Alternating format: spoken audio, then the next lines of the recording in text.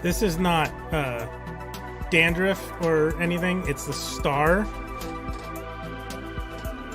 It annoys me when I watch YouTube videos and someone has like a hair like all the way across their chest or like dandruff or crumbs on their shoulder, and I'm like, what? Just look at your video before you record. Bothers Thank me. you I want for to reach explaining that. through the screen and like brush their shoulder off. Hi everybody. Welcome to Geek the F Out. Thanks for joining us. We're gonna get lost tonight. If you don't know, Goodbye. I am Lucha Johnny. And I'm Kayla, aka Silver K. And if you haven't watched our Lost series before, this is Johnny's first time watching Lost and my many a times. And we're popping his cherry. Woo. Were you Allison. laughing at Allison's comment? Yes. I've never noticed any wayward... No. I haven't. And if I had, I would tell you. Any like, wayward "Hey, Debris. check out your shirt." Debris. All right. Allison is the only one we have to say hi to. So Yes. hi, Allison. Hi, Allison. So Make far. sure to smack that like, smack that subscribe, smack that bell icon. And also, sorry we weren't here last week. The life happens, I guess. So we're breaking down all the episodes in season 3. We're not going to be going like in depth into them. We'll be doing that next week with Ralph and hopefully someone else. So yeah, we're going to go very quick because we have 23 episodes to go through. But I think it'll be fine. I've watched this enough. I took very thorough notes, and yeah. Are you ready to get into it? Anything else to say, Johnny, before we start? No. Okay. All right. Lost Season 3, Episode 1 is A Tale of Two Cities. This is, of course, being the first episode, a Jack-centric episode, but we have a bit of a cold opening or different opening where we see the crash from Juliet's perspective and like the events of the day before that, which, you know, was very like Desmond in season 2 where we weren't really sure, and then we figure out who it is. And yeah, but we do have Jack's flashbacks, which once again is another episode where Jack needs to let go. He's basically stalking Sarah and wants to know what her new boyfriend's name is, and then thinks it's his dad, and then goes cuckoo on his dad. And basically he gets thrown in jail, and then Sarah has to bail him out of jail because he like went cuckoo on his dad. And by doing that, his dad was also sober for like 50 days, and now he's not sober anymore. So he done fucked up Aaron. LOL, Allison. And then on the island, we kind of have 3 different storylines. So instead of going back and forth between scenes, I'm just going to talk about each of the storylines, or else it gets a little crazy and confusing. We have Jack is locked in a room with a glass wall, and the Let It Go reference he hears in the intercom. And then he has this little talk with Juliet and like doesn't trust her. And then, you know, we find out it's the Hydra station from Dharma, and Juliet shows him that they actually have these giant ass files on each of them. So Jack lying about who he is and what he was is stupid. And then we have Kate, who is told to take a shower. Which, of course, and, you know, she's brought to the beach to eat with Ben and, like, given this whole nice thing, like last moment before shit gets rough for her, as Ben says, which I'm like, sure, but you're also putting her in handcuffs, which is like very triggering for her. Yeah, that was one of the big things I called out. They said you did all those things. We did all those things so you had something nice to hold on to, and I'm like, yet you While put her being in handcuffed. fucking handcuffs. Like, Yeah. yeah, it doesn't. I felt it had The like math ain't mathin'. creepy grooming sex slave vibes. Like it Oh, felt wrong. 1000%. Like when I first watched this, like I still get heebie-jeebies when I watch it, you know? And even though Tom, aka Mr. Friendly, is like, well, you know, like you're not my type, which we find out he's has a different type. Um, Yeah, I figured. yeah. She was like, I'm not It's showering in still front of you. I'm like, weird. It's he still didn't weird. suggest you needed to, Kate. Like, I get it, but like, he wasn't saying strip down and shower right here. Like, but obviously, you're gonna assume the worst with these people who have like abducted you and Yeah, whatnot. totally. And then she gets put in a cage next to Sawyer, and that brings us to Sawyer, who is in a polar bear cage, and Carl is in the other cage. Carl, we're going to say that a lot tonight, warns him about the food pressing, or pressing the food button, and then Carl escapes, lets out Sawyer, but gets caught and put back in, and Sawyer finally gets a fish biscuit and water. Yay. And that's the episode. That's pretty much it. Is this the season that you guys have been saying that this is the one with the writer's strike? Mm-hmm. Okay. Could you tell? Not really, to be honest. Okay. That's good. That's good you couldn't tell. Did you have any particular notes on this first episode? It was really neat to see the plane crash from their perspective. Ben said something to Ethan about like it should only take you an hour to get there. I'm like, that looks like a much longer trip than an hour. How big is this fucking island? But if they know the island super well, they probably know Yeah. ways to get places faster. Yeah, I mean. Yeah. Yeah, I said I feel like this is a ploy. Kid escapes and frees Sawyer. Kid's probably a plant.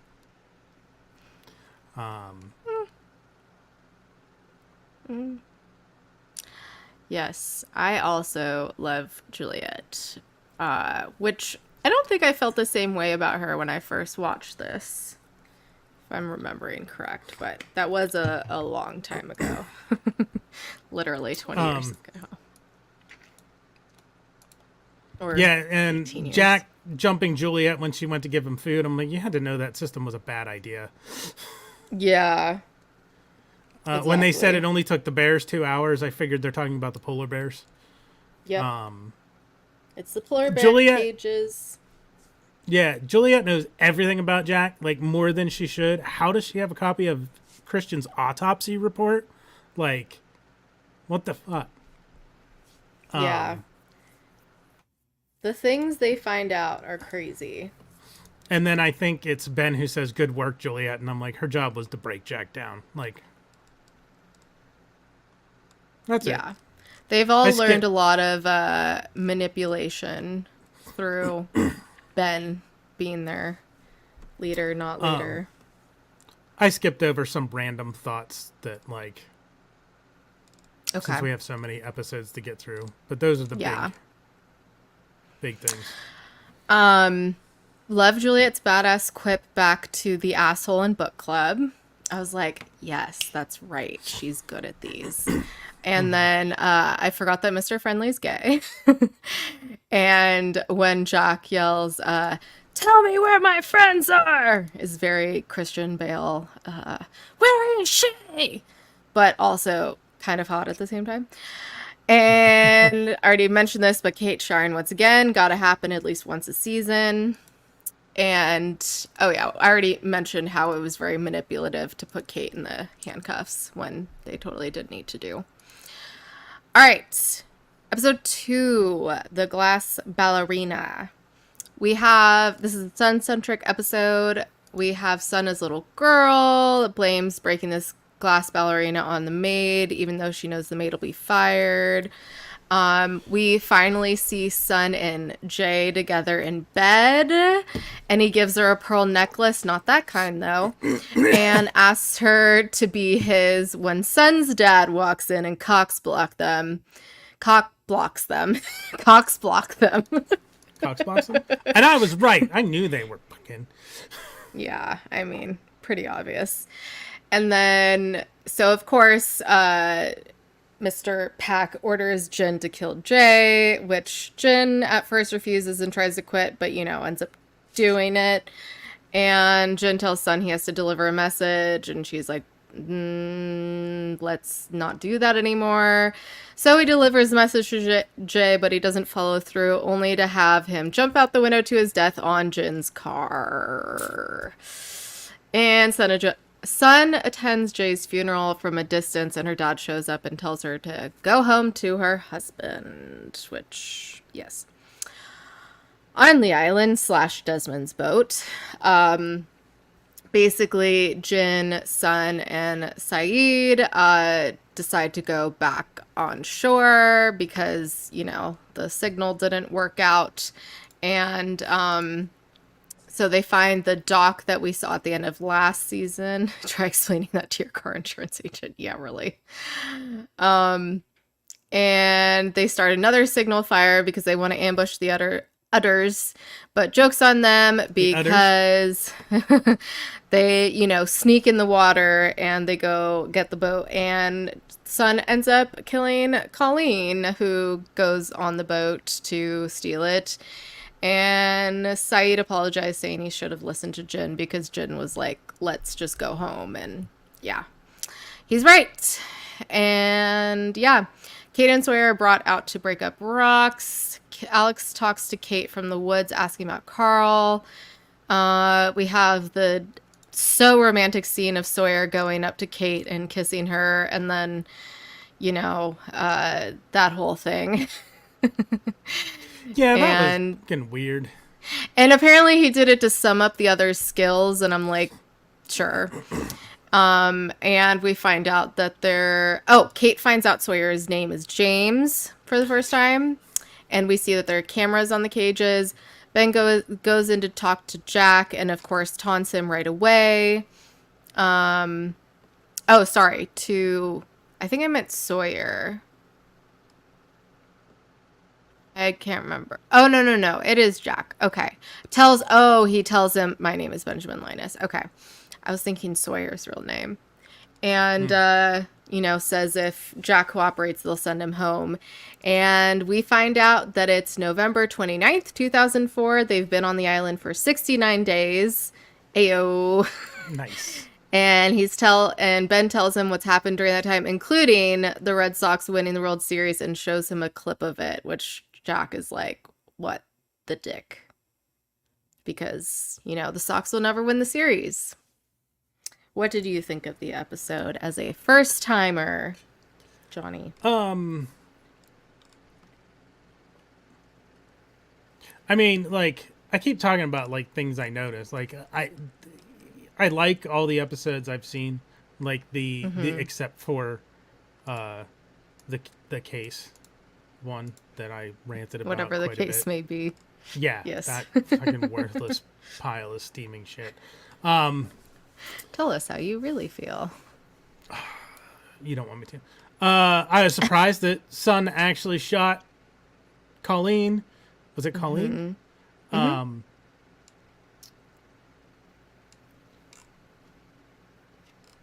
Yeah, there's not a lot else about this episode that is like really important to know. Oh, aside from Jin saying you shouldn't have disagreed with me, period. Fuck you, dude. Like, when he think he was talking to Sun, she like apologized or something, and then he's like, you shouldn't have disagreed she didn't with me, need period. to apologize. Fuck off. Yeah. You can fuck all the way off. The thing with Sawyer randomly tossing the wheelbarrow and kissing Kate, and then when they like attacking the guards when they come to try to like just what was your plan, dude? Like, did you have a plan? He wanted to assess their strengths. I don't think he had a plan. I don't think he had a plan. Yeah, that's it. There's not. Okay. Yeah.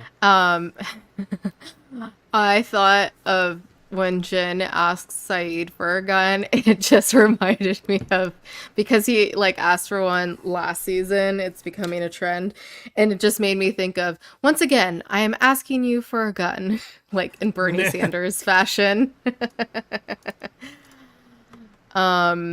And then also when Sun says she won't care anymore about her own life if Jin is dead, I'm like, no, girl, no.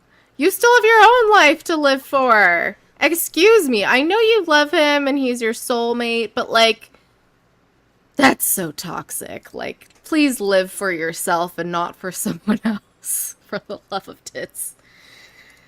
That's all I got for that. Should we move on to episode 3? Yep.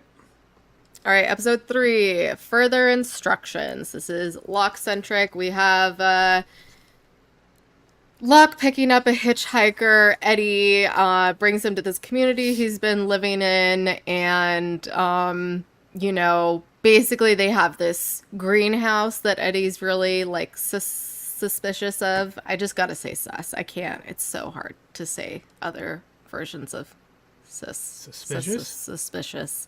Suspicious? Yes. Shut up. Suspicious. And he thinks that they're blowing up something. Joke's on him. They're just growing a lot of weed.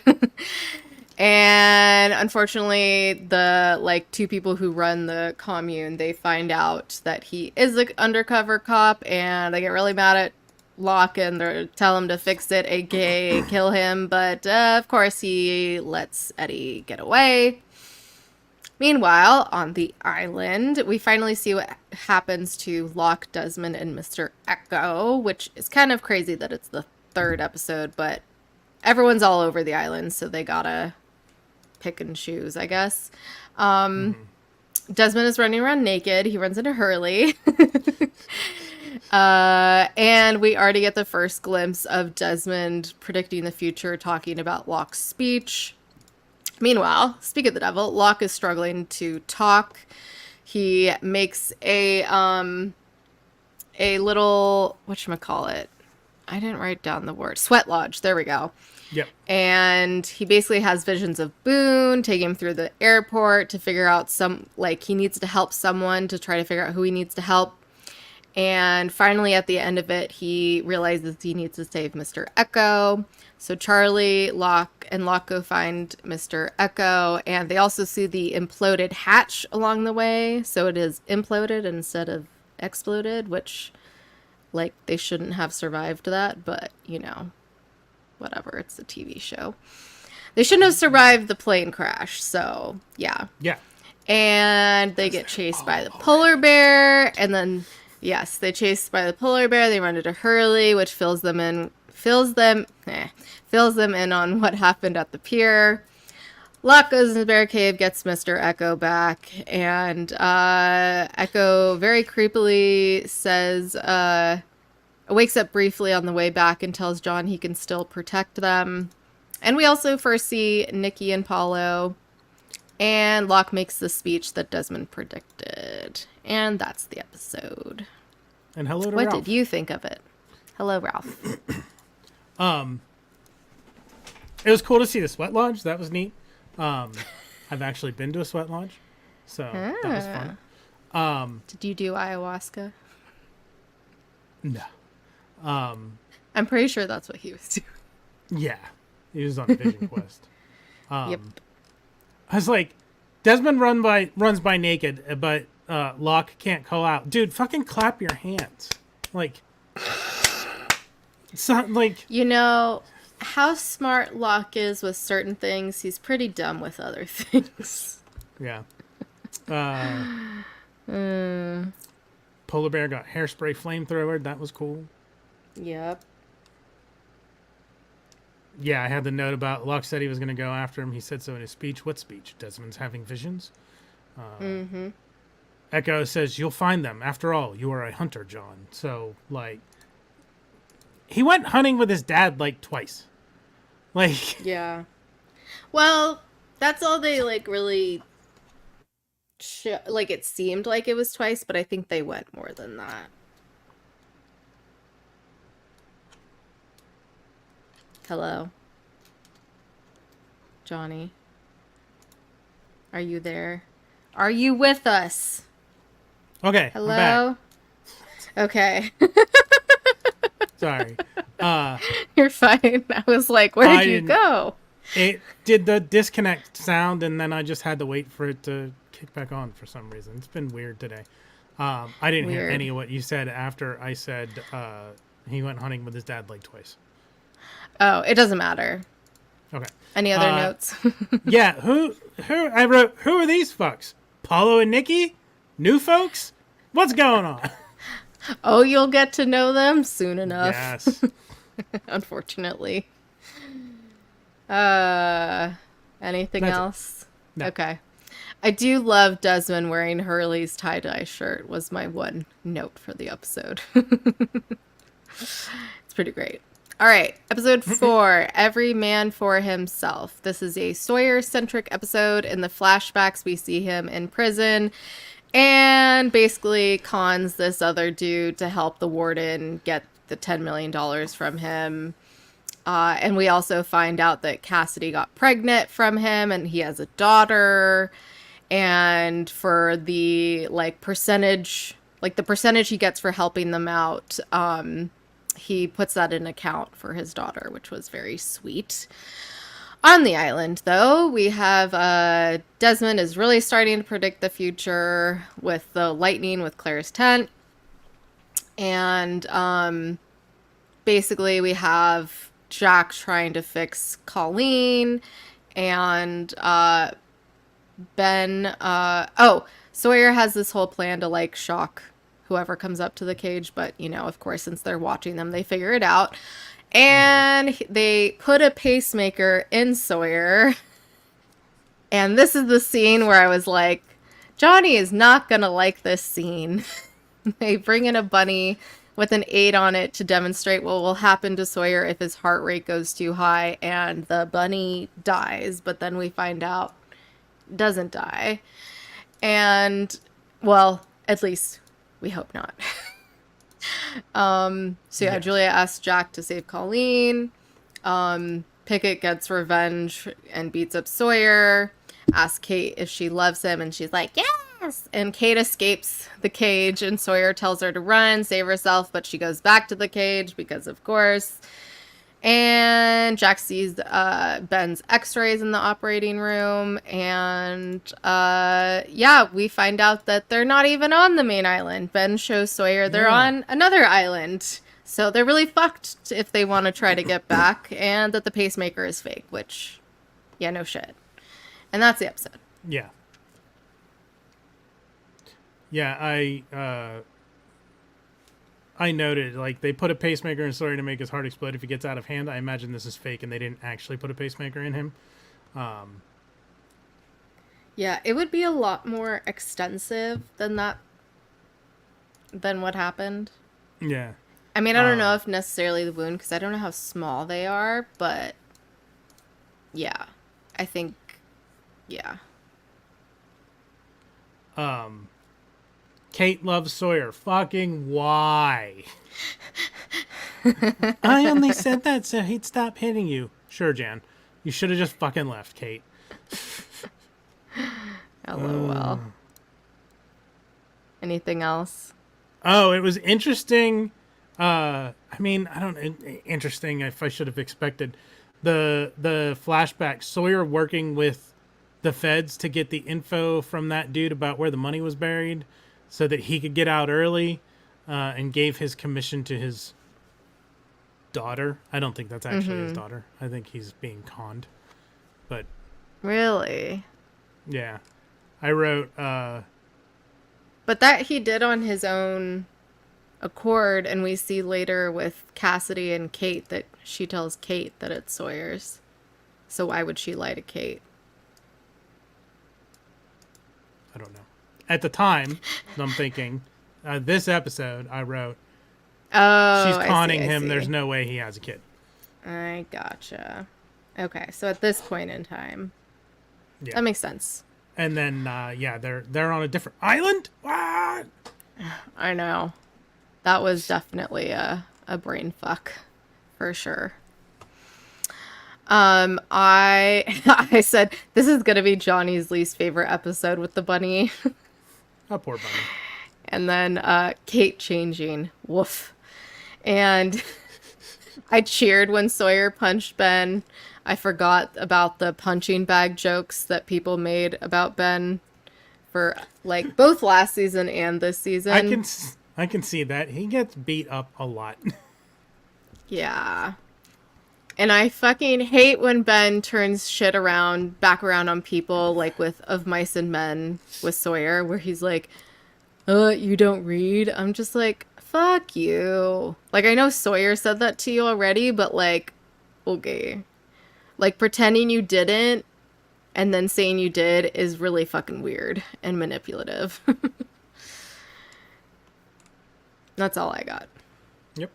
Okay. All right. Next one. Episode 5, The Cost of Living. This is an Echo-centric episode. We have the flashbacks of Echo gets caught stealing to help feed his brother and has to confess to the priest. And we kind of pick up where we left off, where when Yemi and the other guys got in the plane, we see that Echo gets picked up and brought back to his village, and basically he replaces Yemi as the priest of his old church.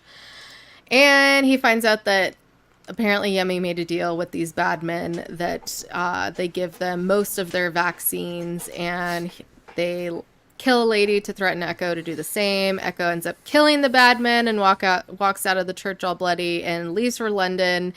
And the lady who was coordinating the vaccines tells Echo, you owe Yemi a church, which all makes sense now why he was building the church. On the island, Saeed is back, and Mr. Echo is still passed out, having visions of Yemi, and his tent catches fire for some reason. And we find out that it's Ben who has the tumor. And we see Colleen's funeral.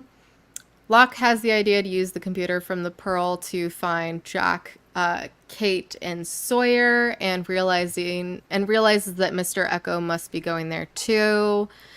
And the smoke monster, we see him sneak up on Echo, and the others show up. And they find out that Yemi's body is now gone.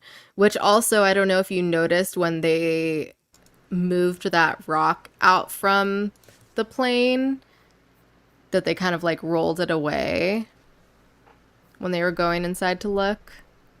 I don't know if you noticed that. Say that Johnny? again? So you know when they moved the stone away from the plane to see if Yemi's body was in there? Yeah. So they like rolled it away, which is very, what's the word? Not Oh, nice. very, very like biblical. on the third day he rose again. Yeah. Because a lot of those things depict like literally a stone being rolled away from the I didn't put that together opening. at the time, but yeah, that's 100%. Yeah. Yeah. And yeah, they are able to, when they're down the Pearl, they see, who we will find out is Mikhail at, I forget that station's name. And, Which station?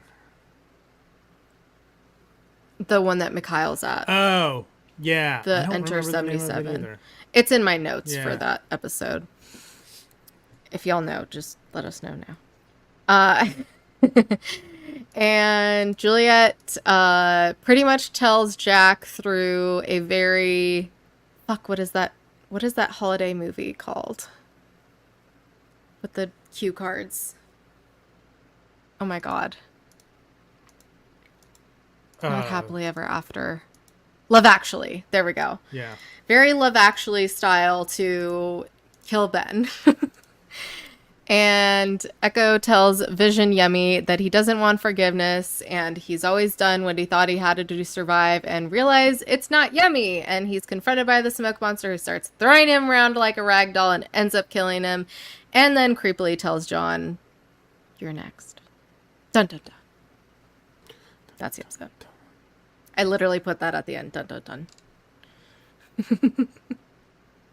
What did you think of the episode, Johnny? Thank you, Allison. Love Actually. The robes were all very cult-like. Ben asking Jack to wear it and go for a walk. Mm-hmm. Very cult-like. I noted that the smoke monster sound was in the jungle with Echo, and that Echo was losing it. I also said, "Oh yay, Paulo and Nikki." Again. The smoke monster runs from Echo again. Juliet does indeed resemble Sarah. Jack has a type that Kate doesn't really fit into. I said, People go Echo, he to killed the fix? militia. Yeah, maybe. Go kill the... Echo killed the militia bastards. Go Echo. Nikki had to point out that there were multiple TVs. Did they not, like... That was my first thought when they watched. I'm like, oh, this monitors everything. And it took Nikki to be like, nobody else figured that out? LOL. I thought it was super smart of Juliet to use the VCR to deliver a secret message to Jack, if it was a legitimate secret message. Yemi says, "You speak to me as if I am your brother, so not Yemi." Is it a changeling? Yeah. The smoke monster? I think it was the smoke monster. Or maybe someone else. It said, and then we'll get there. Smoke monster attacks Echo, bashing him against the trees. Why the sounds of like chains? Is it a machine of some sort? It's always had that. Yeah. Echo's dead. Why though? Said something to Locke that surprised him. And then he said, I think you're next. Was that what is it? Yeah, he said that next. That is my next note. The biggest thing I think is Ben saying, 2 days after I found out I had a tumor on my spine, a spinal surgeon falls out of the sky. If that's not proof of God, I don't know what is. And I'm like, I don't know proof of God, but it's very ironic. That is a huge coincidence. Quinkadink. And LOL. What was I gonna say? And he's not just like a spinal surgeon, but he's one that has like performed miracles, quote unquote. So he's real good at what he does. Yeah. All right. Next episode? Ready? Yes. Because I had no notes on that. Okay. All right. This is episode 6. I Do. This is Kate-centric, and apparently she marries Nathan Fillion. And I mean, good for her. Yeah. He's awesome. I was so happy to see him. Yeah, I like completely forgot, but also I think when I watched this, I didn't really know who he was. Didn't really appreciate who he was. Yeah, that's logical. So yeah, she marries him, but she's Monica when she marries him, and you know, we find out she's still on the run, and she tells the marshal she doesn't want to run anymore. Exactly. But the marshal is like, "You're never gonna stay put, so good luck with that." And basically, after she finds out that Nathan's character's name is Kevin. After he has plans for their honeymoon in Costa Rica and she would need a passport, and then she almost got pregnant, she's like, I'm out. She tells Kevin the truth and drugs him and bounces. And that's the flashbacks. On the island, Jack pretty much is like, I'm not going to do the surgery. And he escapes, which I think was definitely all a ploy to... I don't know, like get him to see Kate and Sawyer canoodling. Like, I think that was definitely done on purpose. But it also sounded like Alex saying, like, check the door or whatever it says. It sounded like Alex, and I'm like, I don't think she would be in on it, but who knows with that intercom. But basically, Jack sees Kate and Sawyer post-coitus and tells him that he'll do the surgery. And we also have them burying Echo in the forest. Locke tells Saeed it was a smoke monster. Kate tries to get Sawyer to escape, and he tells her they're on the island, and they brown chicken, brown cow, as I mentioned before. And Sawyer says he loves her back. And while Jack is doing surgery, Pickett goes after Sawyer, and Jack purposefully nicks Ben's kidney sac in order for them to release Sawyer and Kate, saving them just in time, or so we think. And that's the episode. What are your thoughts? Nathan Fillion's awesome. Yes. Agreed. I said, Monica, LOL, dude's gonna marry her and doesn't even know her real name. No wonder her and Sawyer get along so well. Also, like, when you sign marriage certificates, don't you have to put your real name? I'm sure she had fake IDs or something, too. And a fake birth certificate? Yeah, maybe. Damn. Or it's just suspension of disbelief. Yeah, that's true. Distrue. So Sawyer tells Kate they're on another island and tells her he hadn't told her because he wanted her to think they had a chance. So she kisses him. Yeah, good time to make out, Kate. And now they're going to fuck. In the cage. This is fucking stupid. I think that's the second time I've written that in these notes. Hey, maybe they just love being voyeurs. Allison says it's easy to fake that stuff, so there you go. Good to know. There's a time and a place, though. For fuck's sake. I don't know. You're in the mood. You're in the mood. They've been there over 69 days now, so... Jack goes in to get the gun, is about to leave, but sees Sawyer and Kate post-coital on the monitor. Ben comes in I love and how you said taunts him. post-coitus, too. Ben comes in and taunts him, and Jack agrees to do the surgery the next morning for some reason. Okay. And I was like, Kate was pregnant? No, she wasn't. The test was negative. Tells Kevin the truth, but drugs him and he passes out. Ben in surgery. Yeah. Danny goes to get Sawyer. Everything is going to go to shit. Yep. And on the 69th baby, day... ain't nothing but mammals. Brown chicken, brown cow. And then I wrote a note that I'm reading, and it doesn't make any sense to me. I don't know why I wrote it. I don't know what it means. Maybe I'll figure it out. This would have been the end of Block 1 of Season 3. Oh. Maybe, like... because Season 3 did come out in blocks, which everyone hated. Oh, so there was like... that's right. Yes, I saw something about that. Yeah, it was the end. That's why my next note is... I'd be so pissed again if this was the end and I wasn't binging. Right? Yeah, it's we were all pissed. Trust me. Yes, I did remember reading about that. Trust. Yeah, which is also like, you know, people were kind of sad that they only got 48 episodes after this, but because of that, they were able to do 3 seasons of 18 or around 18 and not have so many breaks. Yeah. Anyways. And what was the wait between this? It was like... Oh, I don't know. Was it like 6 weeks? It was a couple months. Yeah, I think partially because of the writer's strike. I can't remember exactly, but yeah, it was like over a month. All right. My own notes. Love Kate's hairstyle in the flashbacks. Does Nathan Fillion always play cops? This is a heavy fucking episode. We have the first mention of Jacob and Jack's iconic line of, Kate, damn it, run! And those are my notes. I just looked it up. Yeah, so this episode was November 8th of 2006. Yeah. The next episode was February 7th of 2007. Yep. So it was 3 months. Yep. It was a long-ass fucking time. I mean, it's a little better than, like, the 2 years we have to wait for the next season of House of the Dragon now after that finale. Don't remind me. It was basically a trailer for season 3. Yeah. Quick thought.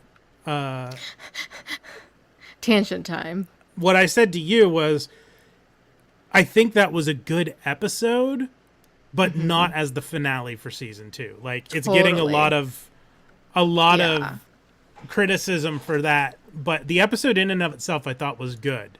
It's just the placement same. of it being the I feel like it would have that been a should be good penultimate. Yes, exactly. That should be the episode before the finale, not the finale itself. Totally. And like, you know, we technically don't need any action per se, and I think a lot of people forget how much like real non-action there was in the first few seasons of Game of Thrones, because at the end there's a lot of action. That wasn't what people were watching it for either. Exactly. And I think you know, there's just like there was just like some great politics in it as well. And you know, I think because the first season was so sped up with time that they had to show like a lot of these big action sequences, that I think to slow down this season was a jolt for a lot of people, us included. Yes, we were watching it for the dragon tits, and I love the dragons. And their titties. All right, back on track. Episode 7, not in Portland. This is Juliet-centric, so we have a new person. And so Juliet apparently is trying to help her sister who has cancer get pregnant through this treatment that she's trying out, but she's, you know, essentially doing it all illegally and stealing from the hospital. Which also, they do a good job at the beginning making us think that we're on the island when they're in Miami. And we do see Ethan in her building, and I'm like, that's suspect. Like, already scoping her out. And Juliet's ex-husband is a scumbag, and he realizes that what Juliet is doing and wants it on her research, and her sister ends up getting pregnant, and she meets with Richard Alpert to recruit her to do research in Portland, and she jokes that the only way she would do that is if her ex would let her go if he got hit by a bus, and then he gets hit by one at the end of the episode. So, if so facto, not a coincidence. On the island, Juliet tells Mr. Friendly to get Kate and Sawyer back and to kill them if necessary, and tells Jack that they're on a different island, so good luck with their plan. And Jack calls her out for wanting men to die, but she calls him right back out for never being able to let a patient die. She's like, I got you back. And Alex helps Kate and Sawyer get off the island, and they help her rescue Carl, who's being brainwashed, and Ben wakes up and tells Juliet to help Kate and Sawyer escape, ends up killing Danny to do so, and Jack tells Kate to never come back for him. And that is the episode. I'm trying to figure out, because my notes, I have another Juliet flashback. Hey, it's that dude from Everything. And I don't remember who I'm talking about. No, not Ethan. Oh, her ex-husband? I think so. I'm trying to Yeah, he's in a find it. lot of things. I think he was in like 24 around the same time too, and I was very into 24 back then. I don't know. What else did you have? I'm trying to scrub through the thing real quick to see if I can find it. The episode? Yeah. Oh, of what he looks like? I can't find it. I don't know who I was talking about, but yeah.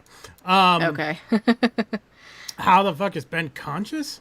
Like, I found that a little bit stretching my suspension of disbelief a little bit, but I guess, Jack is not an anesthesiologist. Yeah. Right? Mm-hmm. Like, that can happen. Yeah. I said, Alex has quips. And I thought she had, like, heterochromia of some sort, like one eye being different colored than the other, but I think it's just her eyes were really reflective of the lighting around, so it looked like it. I did, like... I'm Tom, by the way. That was really funny. Just the matter of fact. And then I was like, hey. I do come to appreciate him this season, even though he's still an asshole, and one of the others. And then I said, hey, it's the mayor from the Nolan Batman films that always looks like he's wearing mascara. Yep. I remember when I saw him in the Dark Knight, and I was like, oh my god, it's Richard Alpert! I freaked out. And then... AKA Guyliner. Yes, Guyliner. If it's good enough for The Undertaker. And then Aldo is one of the guys from It's Always Sunny in Philadelphia. Aldo. Yeah. What are you talking about? Who's Aldo? I don't know. He's listed in the series as Aldo. He's listed on the cast list as Aldo. Okay, but like, who is he? The actor's Rob McElhenney. I don't remember who Aldo the character is. What? This is like... I'm surprised I didn't know. I mean, I've only watched a little bit of It's Always Sunny, but I need to look this up. Aldo was assigned to Hydra Island to guard the Hydra building that housed Room 23. Oh, maybe they just like threw him in there. Because when did It's Always Sunny start?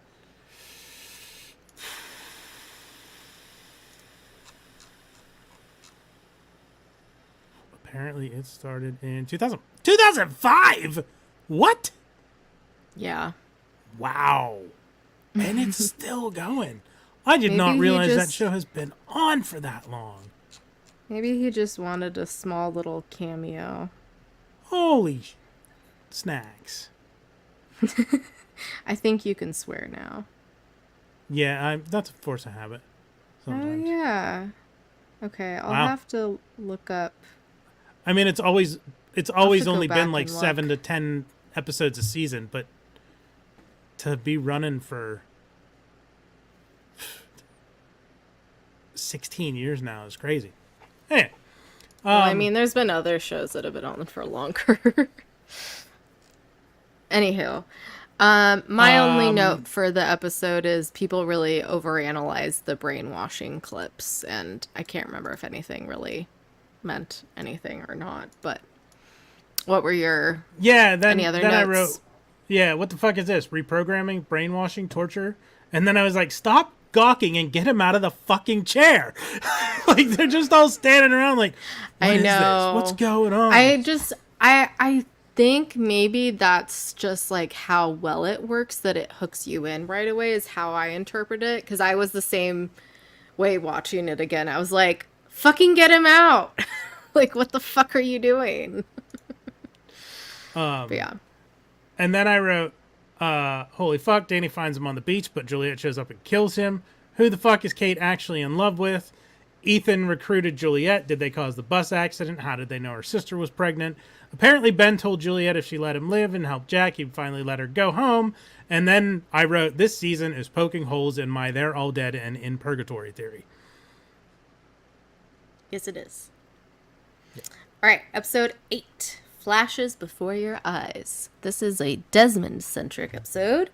In the flashbacks, it's not a true flashback, but we see what happened to Desmond post him turning the key. We see his life with Penny, asking Widmore, aka Penny's dad, for her hand in marriage, and he's like, absolutely not. You're a piece of shit, when in reality, Widmore is a piece of shit. And he runs into Charlie on the street and starts to get these hints from the island. And then we finally see Eloise Hawking when he's picking out a ring. And she's like, you're not supposed to do this. You're supposed to not buy the ring. And he ends up taking it anyways. And he ends up calling things off once again. He's like, I can't do this. And then at the very last minute, before he gets hit by the cricket bat, he realized he could have changed things, and now he's back on the island. So, too bad. On the island, Desmond keeps getting premonitions of Claire drowning. Charlie and Hurley get him drunk, and then we flash back to see what happened after the hatch implodes. And he finally tells Charlie that he's still having those flashes and that they are all to save him because he is going to die. So sad. What did you think of this episode? It was interesting.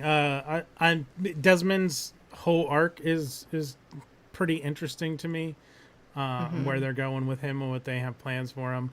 I wrote, Hurley and Chuck are ransacking Sawyer's tent.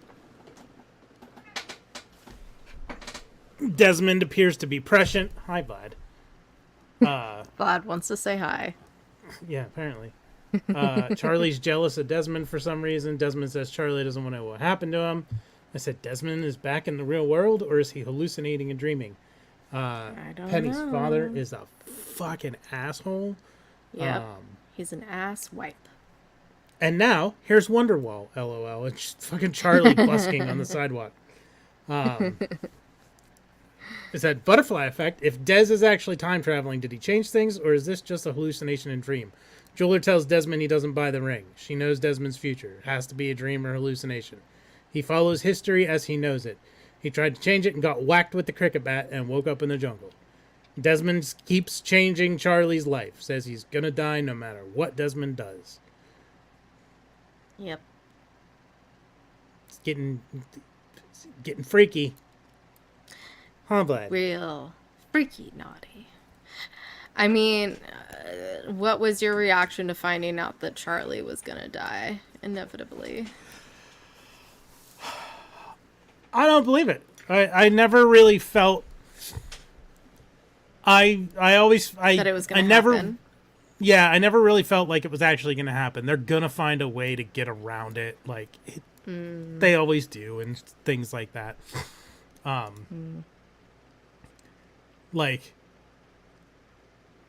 I don't think it's. Yeah. I don't think Charlie's actually going to die. At least you didn't at this time. Right. Yeah. I already said two of my notes. My other note is the first time we see the McCutcheon whiskey, which will be sprinkled throughout for the rest of the show. And someone told me recently they thought it was a real whiskey, and I'm like, no, it was literally made for the show. Anyways, on to episode 9, the infamous Stranger in a Strange Land. And we have the flashbacks of how Jack got his tattoos in Thailand, and he was essentially marked without the marker's consent, really. And on the island, Juliet gets put in Jack's aquarium cell, and Jack gets put in the polar bear cage.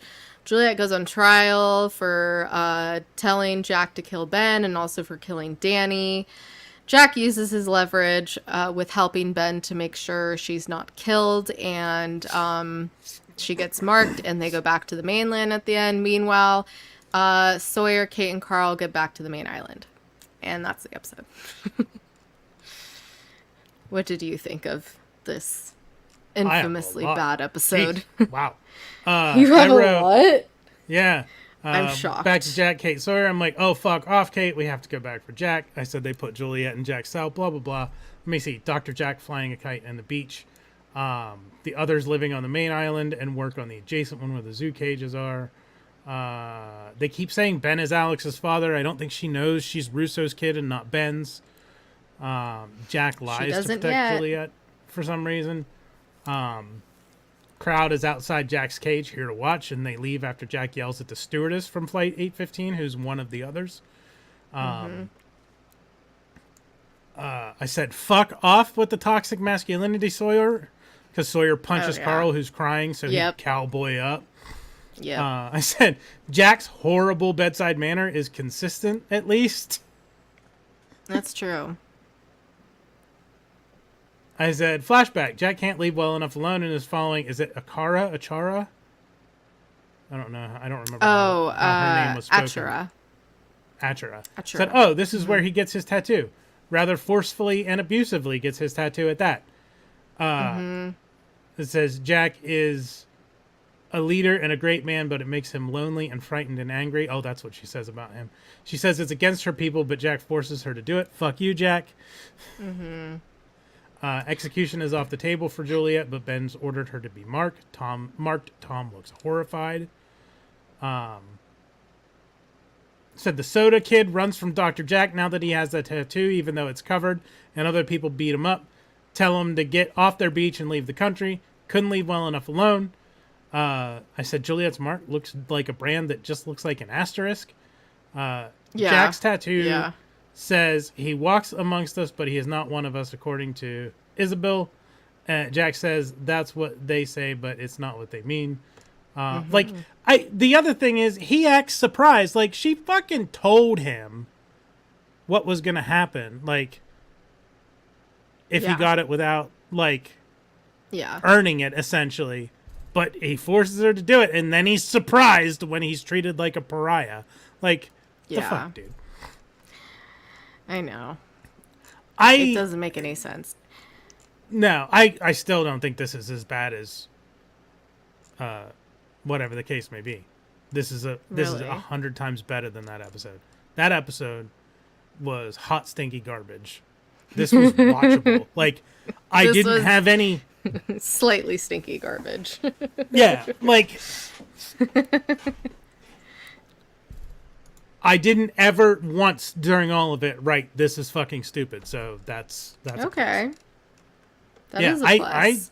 This did not stand out to me as being bad. It was not super interesting because it's fucking Jack. And he's stupid. Like, I don't think well, he is. Like, hey, if you make me give you this tattoo, outsiders aren't, like, I forget exactly what it was. Like, we don't give them to outsiders. Well, you're going to give it to me. Fucking why? What makes you so special? Get the fuck out of here, dude. I don't know. I still don't understand the whole marking thing, period. That was my one note for this. But, like, also, I don't think they planned on doing anything with it. But I always interpret it as she marked, like, bad people. Because, like, Juliet was marked. So, and it's obviously only on the orders of certain people, aka the guys that beat Jack up. Yeah, I just know Tom looked horrified when Ben said. I know, like, I thought it was gonna be worse for her than it was. Like, feed her to the smoke monster. Like, what does it mean? Yeah. So, yeah. That's why I still don't understand it to this day. But anyways, do you have any other thoughts before we move on? Nope. All right. Episode 10. Better than whatever the case may be. Okay. Trisha Tanaka is dead. This is a Hurley-centric episode. We have the flashbacks of the memories of his dad leaving their family, the meteor, asteroid, whatever, hitting Mr. Klux that Hurley just bought, and Trisha Tanaka dying. And his dad comes back after he wins the lottery. Convenient timing, and tries to break the curse by taking Hurley to a fake psychic, which doesn't work. And there's some very awkward stuff between his parents. And he's like, no, please, dear God, no. On the island, Charlie tells Hurley that he's gonna die. And then they have their adventures with the Dharma van with Hurley, Jen, Sawyer, and Charlie to help cheer Charlie up.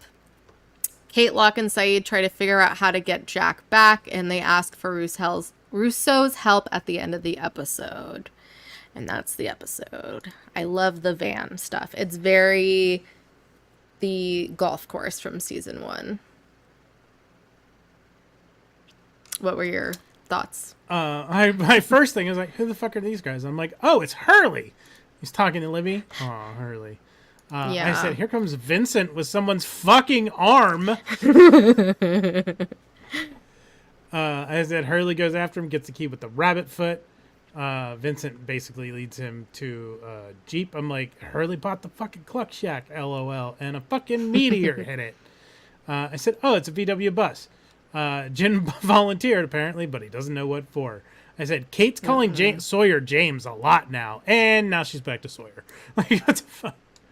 After 17 years, your father has returned. Well, yeah, no shit, because Hugo's rich now. Yep. Hurley is... No surprise. Yeah, Hurley's super happy to see Sawyer and Jin. I figured Kate was going after Russo to get help to reunite her and Alex.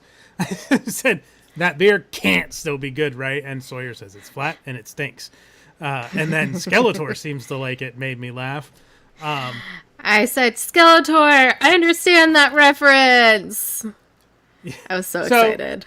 For the folks at home, if you don't know, the Death Tarot card does not mean literal death. No. It means doesn't. Change of some sort. But shows always treat it like it just means it's actual death. Yeah. It's usually mean like you're at like a turning point in your life and it's kind of death to your old self or like an old way. Yeah. It's actually like pretty good. Not literally generally. You're going to be the star of your own Final Destination movie or anything. Yeah, exactly. I all caps, Hurley smacked the shit out of Charlie, LOL. And then laughing my ass off, Sawyer teaching Jin the only things you need to say to a woman. I know. And then, but I thought it was funny. It was funny, but even it's though wrong. It's and then my next note, when did this show become a comedy? Like, this episode was really funny. Well, they definitely have these kind of like breather episodes, just like Star Trek does too, or just, you know, moments in the episode that are funny. Yeah. Especially the Hurley episode. That's the motivation for Kate. She tells Daniela about Alex. Yep. That's it. That's all I had. Yeah. You pretty much covered all of my notes. Hurley crying at or talking to Libby's grave. I am crying. Skeletor and Sawyer teaching Jen English is funny. Episode 11, Enter 77. This is a Saeed-centric episode with a very sad flashback where Saeed is now a chef named Najeev, and he's basically gets tricked into getting trapped and tortured because the lady thinks he's the one who tortured her, and we find out it was indeed him, and he confesses to her, but she ends up letting him go. That was rough. And on the island, Saeed, Locke, and Kate, they find Mikhail, aka Eye Patch, and he claims he's the last member of the Dharma Initiative. And the station is called the Flame to communicate with the outside world. Saeed gets shot by him. Gondor? Huh? The Flame of Gondor, or Flame of Arnor. It's okay. Good try. Saeed gets shot by him. He knows he's one of them and just lying, and they fight with him and knock Mikhail out. Locke wins chess against the computer, and the computer gives him a bunch of options from Mr. Candle, who we love. He can do a pallet drop, station uplink, mainland communication, sonar access, or he could say there's a hostile incursion and enter 77, aka the title of this episode.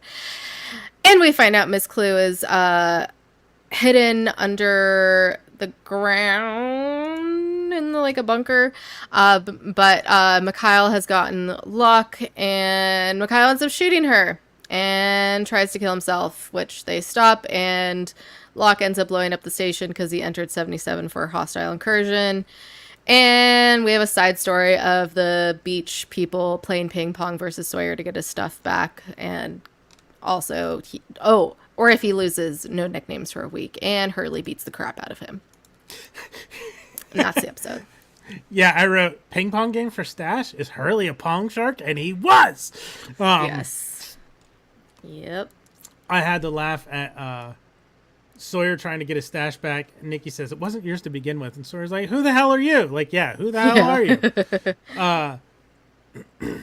Sawyer gets mad about Paulo having his magazine, but tells him to keep it when he sees the toilet paper. I don't understand. I don't get Sawyer. Probably because he's been using it to go poop, and he doesn't want to touch a magazine that Poop Boy has been touching. Sean Saeed. He's now Poop Boy. Eye Patch Man's teeth are realistic compared to everybody else's. His teeth were real bad. Everybody else's teeth are fine, except for... Yep. I kept writing down Eye Patch Man instead of Mikhail or whatever. I love how I literally put Eye Patch Man too. I mean, I also put Mikhail for a lot of things, but yeah, at like the beginning I put Eye Patch Man. I wrote, Eye Patch Man and his station are too useful. He's got to die, and the station needs to explode. And then I was like, the satellite dish does not function. Sure, Jan. You can't have a facility that useful get into the hands of the protagonists. It's just not done. No. Hurley's totally a pawn shark. Underwater beacon that emits pings to guide in submarines. Flame station is wired with C4 to explode. Locke was for some reason obsessed with the chess game, and then they have to fight. It's Locke. Yeah, he's gotta beat the computers. Back to the override menu. 77 probably detonates the C4. Don't push the buttons, Locke. Oh my god. How do you always predict these things, Johnny? I don't know. I mean, some of it, to me, I feel like some of it's obvious. And then the station exploded because Locke entered 77. Should have told him about the C4, Saeed. He probably still would have done it anyway. And then the other thing is... He ends up taking some of the C4, so he knew full well. Yeah, that is true. I said, wow, Saeed did torture her. Or he's lying and has just been tortured into admitting it. Yeah. I think he did. Is my guess, at least. Oh. And we've lost Johnny. My only notes for this are... we find out we can no longer communicate with the outside world, and Johnny's back. And we have the iconic line from Saeed, which apparently I remember this distinctly from the behind the scenes, but took Saeed a lot of takes to get it right. And he's like, not every nook and cranny, John. Apparently that took him a bunch of takes to do.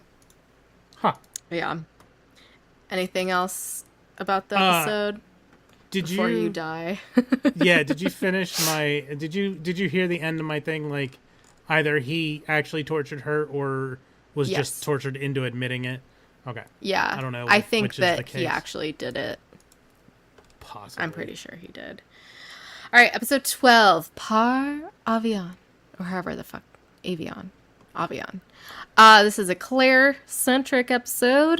We have Claire with black hair and her flashbacks where she's in a car crash with her mom, who gets seriously hurt and is put into a induced coma. She apologizes to her mom, who is still in a coma right before she gets on Oceanic Flight 815.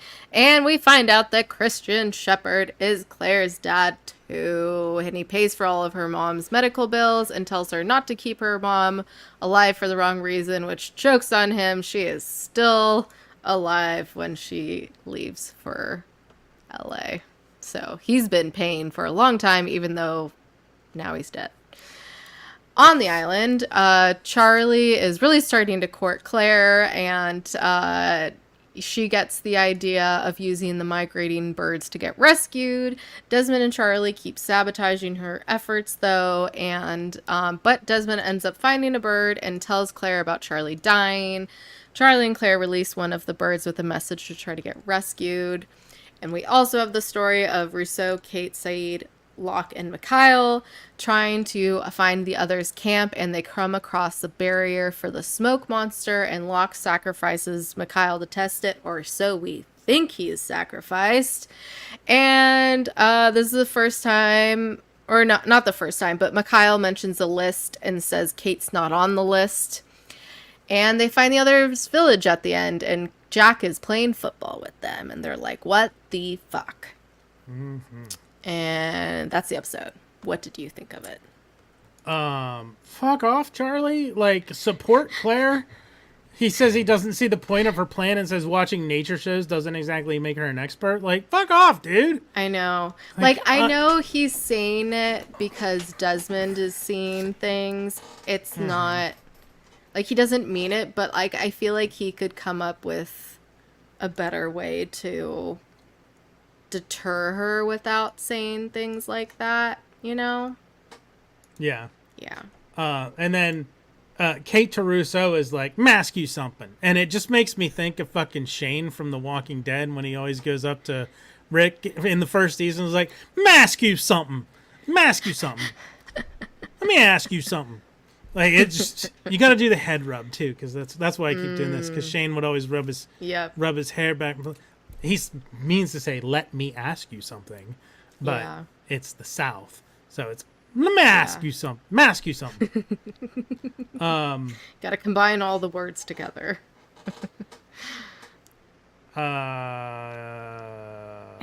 Did you lose your place? Yeah. Saeed talks about the thing being pylons. I said plinths with half spheres, and Saeed's like pylons. What I did say, what the fuck, Desmond? I'm with Claire. I think he scared the birds away on purpose. Oh, totally. Locke shoves Eye Patch Man through the plinth, and it releases some kind of sonic blast that kills him. Then he has the C4. It's Jack's dad. Claire's Jack's half sister. Holy fucking shit. Yeah, how did you... Yeah. Was that your reaction? Holy fucking shit. Yeah, holy shit. Caps. Holy shit. End caps. He, capital is her father. He is her daddy. Claire, I am your father. The climb over the fence plan worked. Claire was a piercer and possibly a tattoo artist. I was waiting for the birds to hit an invisible wall and explode into the ocean.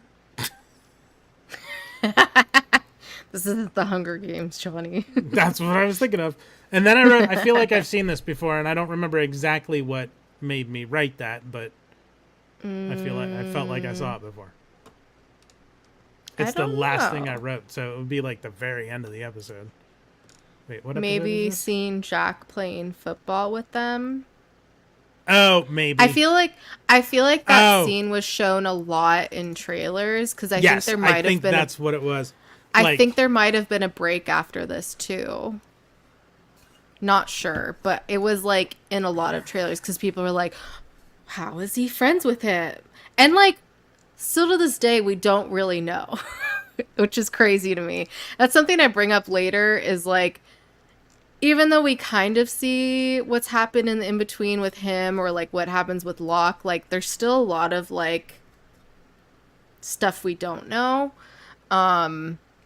which is very frustrating this season. And I think part of it has to do with the writer's strike that was going on. Yeah, that's it. And no, there wasn't a break. It was March 17th or March 14th, 2007 was this episode. And the next one was March 21st. It does not. Yeah, maybe they just like... played the shit out of the advertisement. Yeah, trailers. There's not another break this season. Okay, that's according right. to the dates. Okay. So yeah, that's what it was. Else? It was definitely that shot of them coming through like the underbrush and seeing Jack throwing the football. That's what they said. Throwing the football to Tom. That's what it. That's one of those scenes that I saw at some point. It looked familiar. Yeah, that checks out. My notes are, no, I like dogs, John. And I was like, yes, Locke. Good boy for liking dogs. Aunt Lindsay, Claire's Aunt Lindsay is a piece of shit for like getting mad at Claire after, when they're in the hospital after her mom and her in the accident. I'm like, girl is probably being way harder on herself and like feels like a piece of shit already. Like, you don't have to make it worse for her. And the only other note I have is we find out it's been 80 days on the island now. All right. Episode 13, The Man from Tallahassee. This is Locke-centric. We have the flashbacks of Locke is approached by Peter, a.k.a. Patrick J. Adams from Suits, who thinks his mom is being swindled by Locke's dad, and Locke investigates and tracks him down. And Peter ends up dying, and when Locke finds out, he confronts his dad about it, and he pushes Locke out of the window and flees the country. Hold your reaction, please. On the island, Kate, Locke, and Sawyer infiltrate the camp at night, and Kate and Sawyer are caught trying to talk to Jack, or sorry, or trying to talk to Jack, or Saeed. Was it Saeed? Wasn't it Saeed? Kate, Locke, and Saeed? Yeah. And Saeed is caught trying to talk to Jack. Meanwhile, Locke finds Ben to ask him for the submarine. And Ben totally knows that Locke wants to blow it up. But, you know, and he knows all about Locke's past, asking him questions about the accident, doing his whole manipulating thing. And Ben mentions there's a box on the island and they can get anything they want out of it. And Jack talks with Kate and tells her they promise to send him home and he'll come back for them. Saeed tells Alex that her mom is still alive. And Jack asks Ben to let his friends go once he leaves the island. And Ben says yes, knowing full well Locke is going to blow up the submarine. And Locke blows up the submarine, which is what Ben wanted all along. And because he didn't want to show any weakness for letting Jack go. And Ben recognizes that Locke has a special connection with the island and shows Locke that his dad showed up in the box. Dun dun dun. And that's the episode. Dun. Yeah. Holy fuck, all caps. That's how Locke got paralyzed. His dad shoved him out a fucking 10-story window and he fell to the ground. 8 stories. Yes. Oh, 8 It has to be one of the numbers, so. Doesn't have to be, but it is. Okay. Yeah, that was fucking wild. Yeah. I wrote other stuff is Locke goes after Ben. I feel like it didn't work, Locke, telling his dad to leave this woman. Like, how does Ben know all of that fucking shit about Locke? I'm guessing Locke's daddy killed his fiance's son, most likely. As long as Locke can walk, I do not see him leaving the island. They have a magic conjuring box. Locke is convinced he knows the island better than Ben. I'm like, is the island a fucking genius loci? Like, what is the deal? And if you don't know what that is, it's essentially a piece of land that has its own intelligence. There's one in... spoilers. There's one in the Dresden Files. That's all I'll say. But yeah, so it makes me wonder if spoil me. I'm not just yet like anybody. Oh, okay. How long ago did the Dresden Files come out? It's an ongoing novel series. Oh, okay. Started in, I don't remember when it started. I know I picked it up in like 2006, but okay. So around this time. Yeah. Yeah. Interesting. Maybe 2004, 2005 is when I picked up the Dresden Files. But the Genius Loci doesn't appear until like book 10 or 12. Something like that. So it was much, much later. Anyway, that's it. That's all I have really, except is Locke's. Okay. I wrote Locke's dad. Was he the man from Tallahassee? Yes, he was. Yeah. Yep. Yeah, that's it. Those are the most notable things. Oh, fuck off, Kate. Jesus Christ is my very first note, with eye rolling emoji. What'd she do? I don't remember. I'm trying to remember what happened at the beginning. Oh, it says maybe when they infiltrate the camp. Yeah, like Kate going into his house and refusing to. I don't know. Anyways, on to episode 14. the also famous expose. This is the Nikki and Paulo episode. Basically, the flashbacks is they conned this old director. She was betting him to get his diamonds, and then we see their time on the island, and they, clearly Nikki is obsessed with these diamonds, whereas Paulo just wants to be with her. And they finally find the bag of diamonds, or he finds the bag of diamonds, and we have this scene where he goes to the Pearl Station to hide them, and we see Juliet and Ben checking out the Swan Station from there, and Paulo is like hiding while watching them, and we find out he doesn't want the diamonds to come between them. And I'm like, I know you don't want Nikki to know, like, you were there, because she'd be like, why did you go there? But, like, I don't know, maybe tell someone else that you saw these two at the station, unless...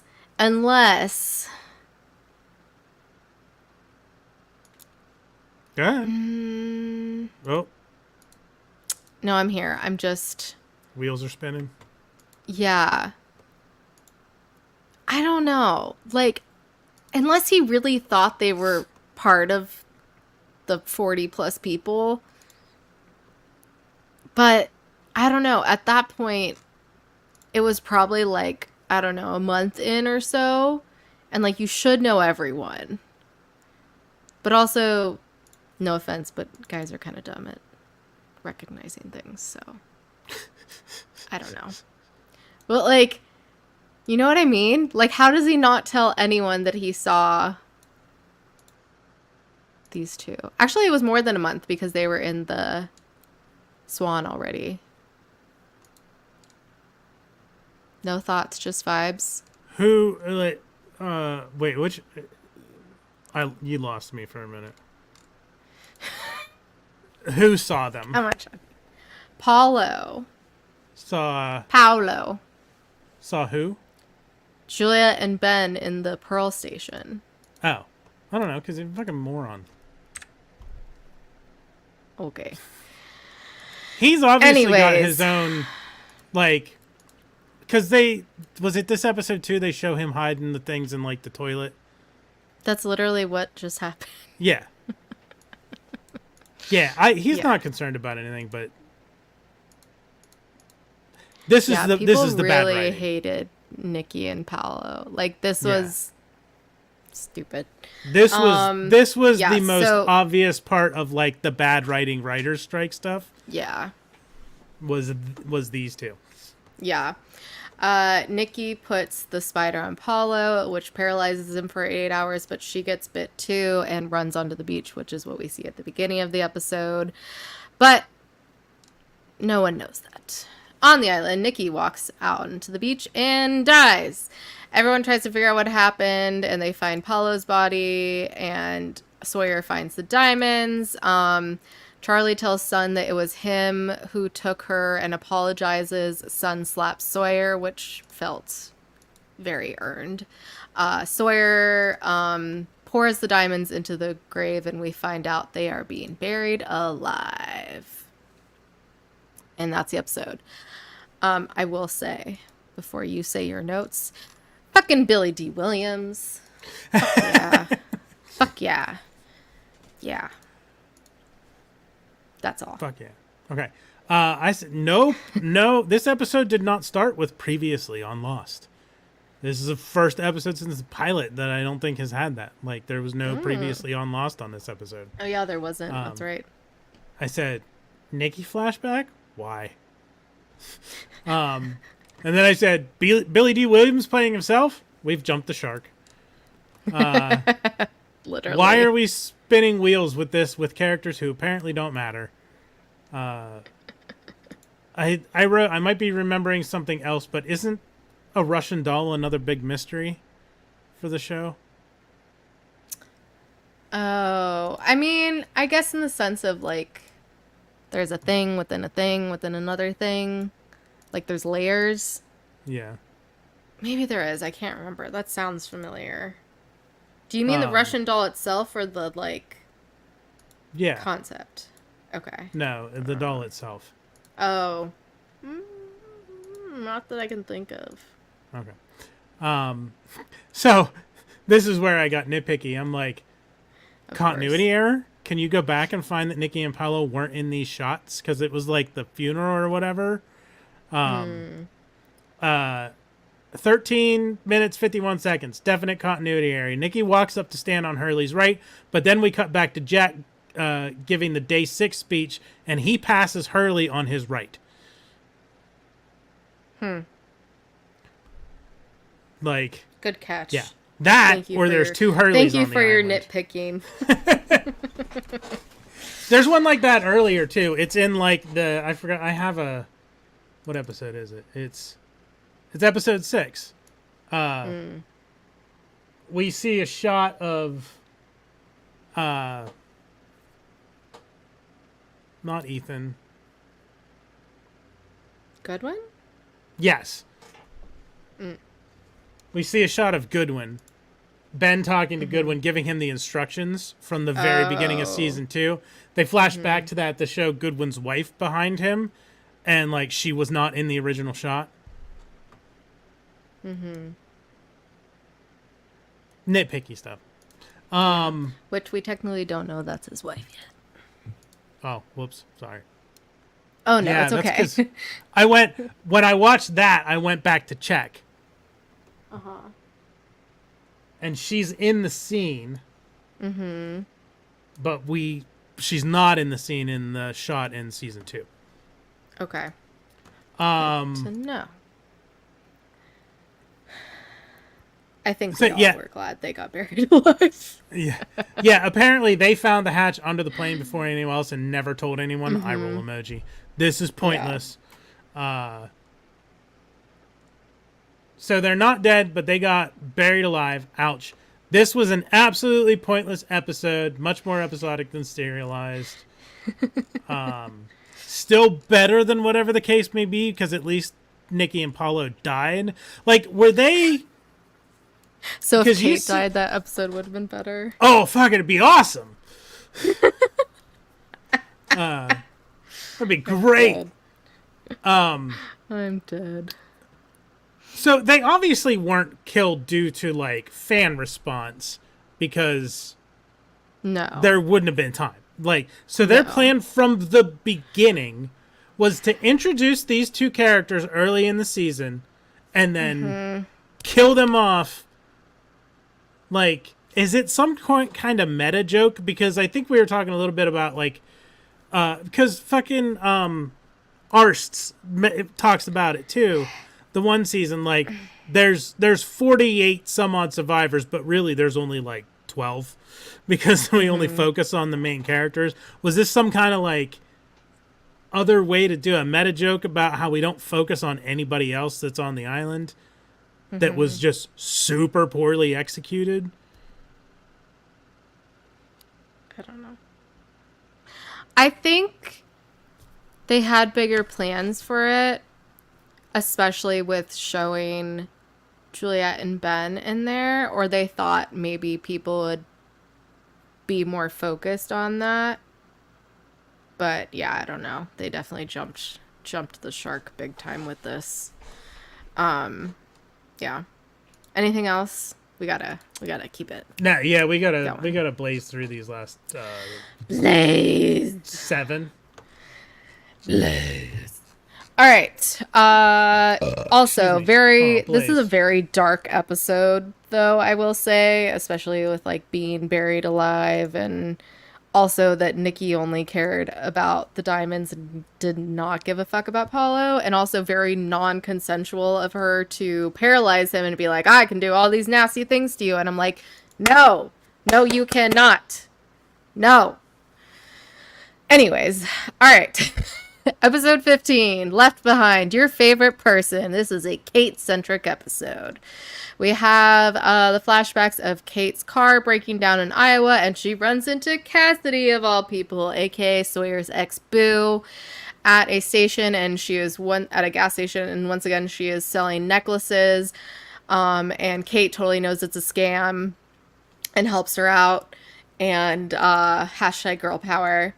And she helps Kate find a way to talk to her mom, who still defends herself for turning Kate in. And I'm just like, ugh. She was literally like, you can't help who you love. I'm like, oh God, like how, like you need so much therapy, woman. On the island, Locke leaves with the others. Hurley tricks Sawyer into being a better human because he's their temporary leader. Kate gets left in the jungle, handcuffed to Juliet. This totally did not start being my handcuff fetish. They encounter the smoke monster that takes pics of them, question mark. Yeah, I noticed that. And then the second time, Juliet reveals that she has the key and turns the barrier off and saves them from the smoke monster. And they make it back to the barracks to find Jack knocked out. And Kate thinks it's all her fault that he couldn't leave the island. And they head back to camp. Yes. Go ahead. Previously on Lost is back. There's multiple copies of Mousetrap, which is interesting because it's the game that Locke was demoing in like one of the previous episodes when he was at the toy store. I fucking love Mousetrap. Such a good game. Mousetrap was great. Juliet knows Kung Fu and kicked Kate's ass. Good. That's one of my notes. Damn, Juliet's karate moves. Where the fuck is everyone going? Kate wakes up in the jungle, handcuffed to Juliet, laughing my ass off. That's new. Light flashes. Were those camera flashes? Yeah. Maybe that's the bright white light that Locke saw in it, season 1. Maybe. Why is Aaron crying at Sawyer when his reading used to be the only thing that calmed him when he was fussy? I was thinking the same thing. Once again, I think it's because of the strike, they forget about things in season 3, which a big one will be coming up. And then, about Kate's mom telling her to fuck off, essentially, and accusing her of cold-blooded murder. Yeah, her mom sucks for that, but also, ha ha ha, get fucked, Kate! That's awesome. Did you notice, though, that when she said that she's like, if I see you again, I'm crying out for help, which is what she does when she's like getting the MRI. Yes, that is true. Howard, Juliet, and Kate both absolutely covered in mud when they landed face first. The sonic fence repelled the smoke monster. Women in mud handcuffed together. I mean, Locke blew up the fucking submarine. This episode did things for me.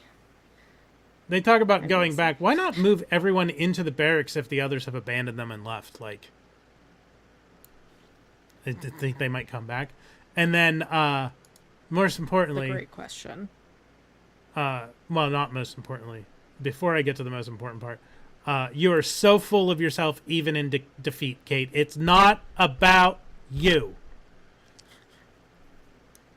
And then... She thinks it's her fault, though. Most importantly, where have Rose and Bernard been? Where are Rose and Bernard? We'll get to that. Is that it? That's it. Okay.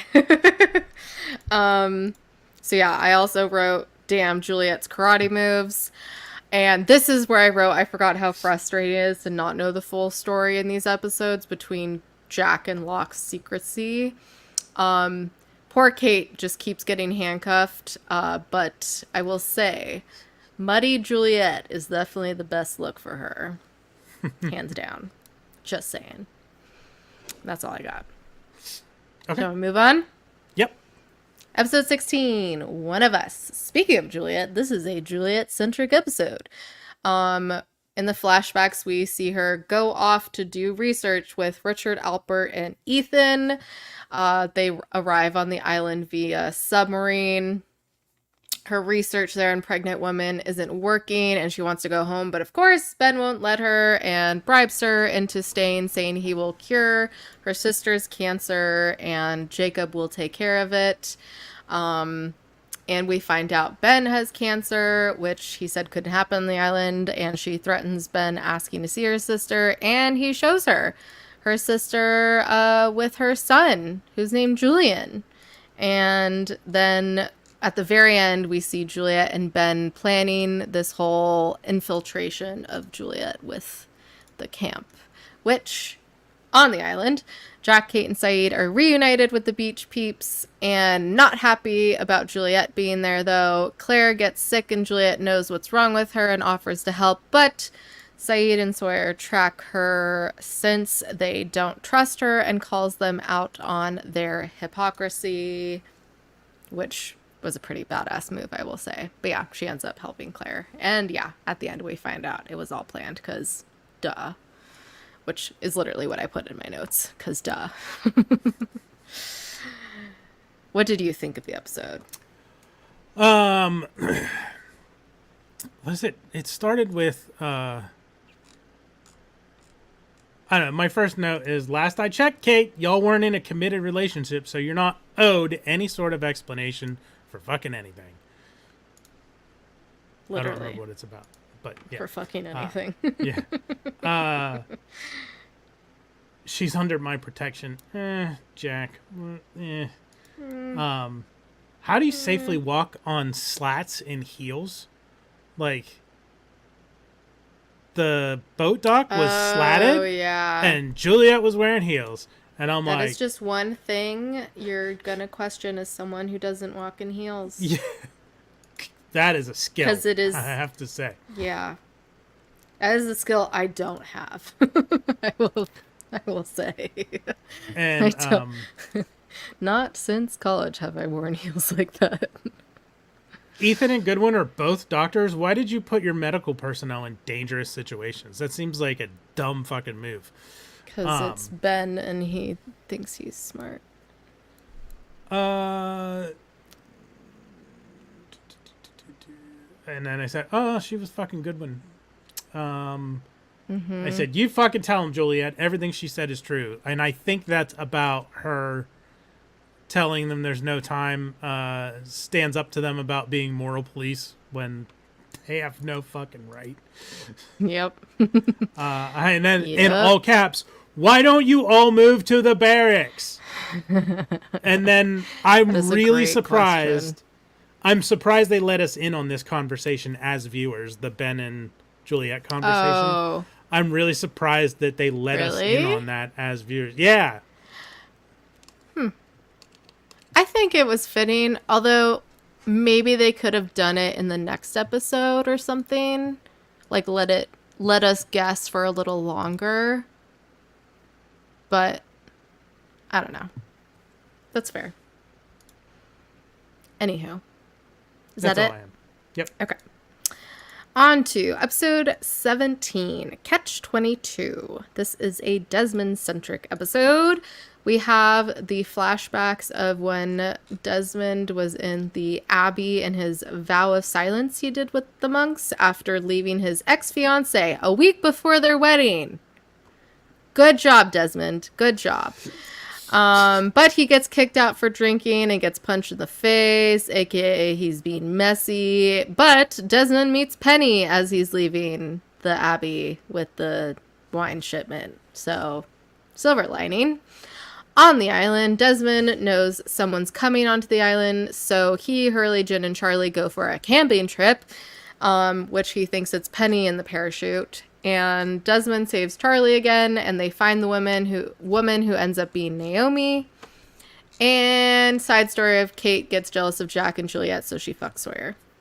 And that's the episode. What do you think of it?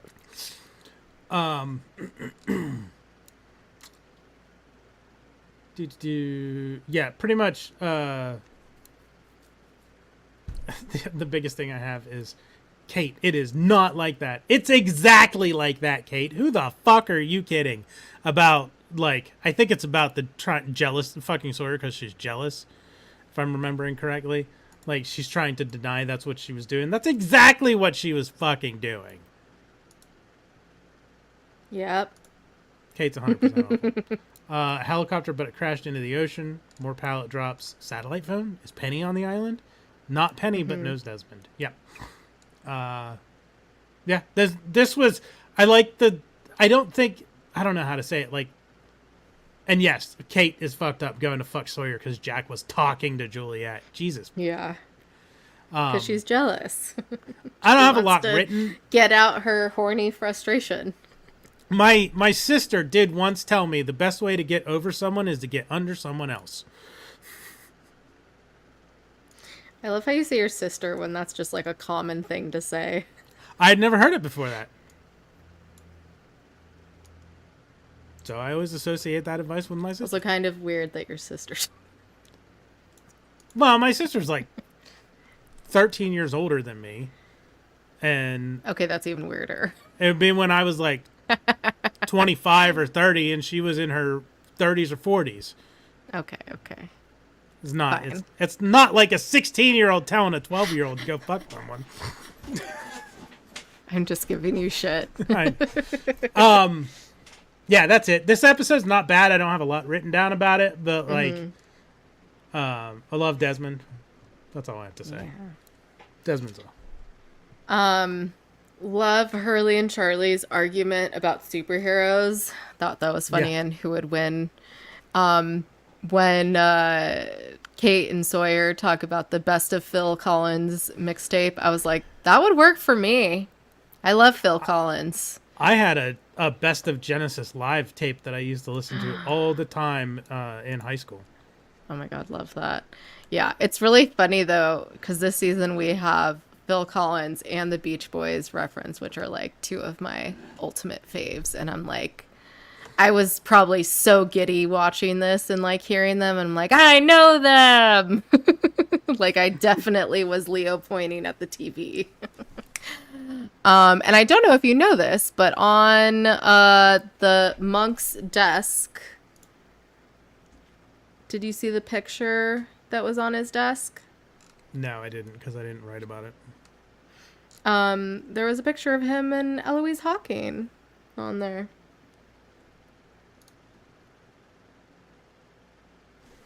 Remind me who that is?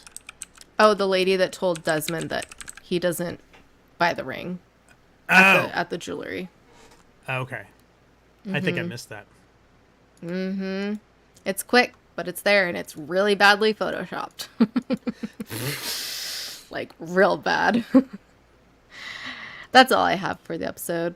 Shall we move on? Yep. All right. Episode 18. DOC, or Doc. This is a Sun-centric episode. We have the flashbacks of Sun and Jin right after they got married. And Sun is bribed? Is that the...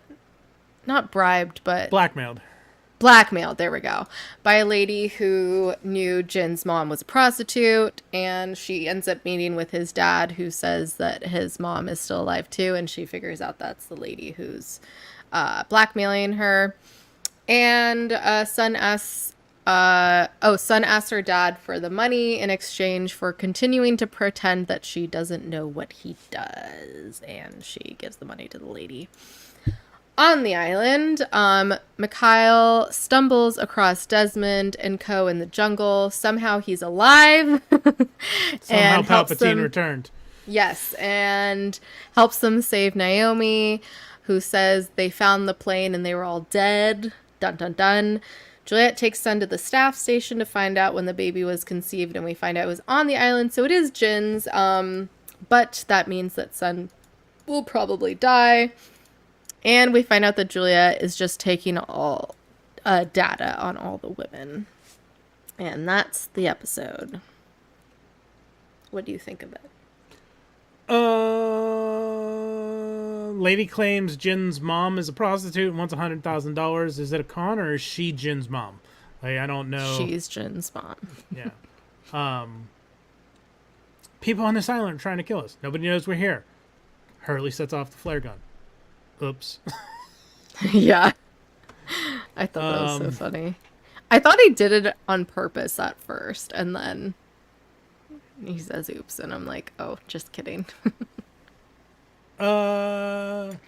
Kate, I don't remember exactly what it is. Juliet says something. Kate gives her a look, and I'm like, what? Was she supposed to lie to her?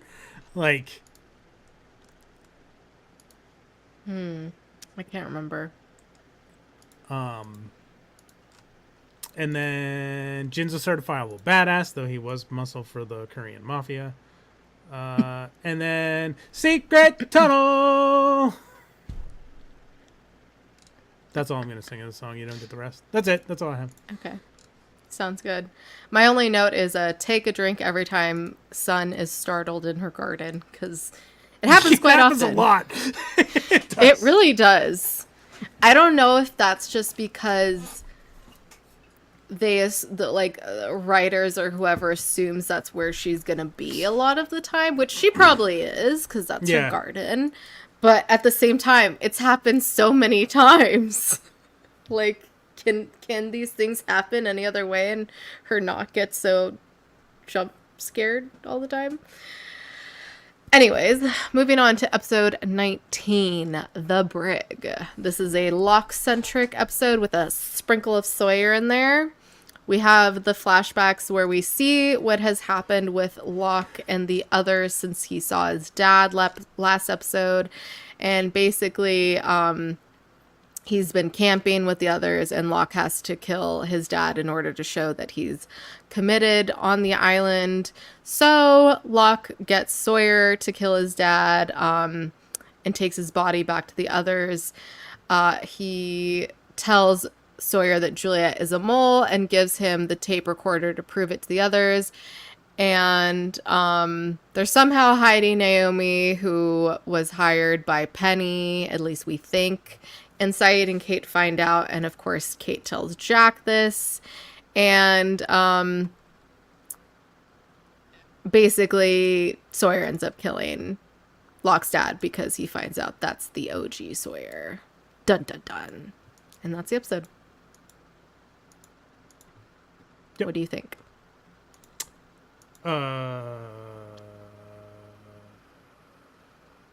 just have nothing that you do.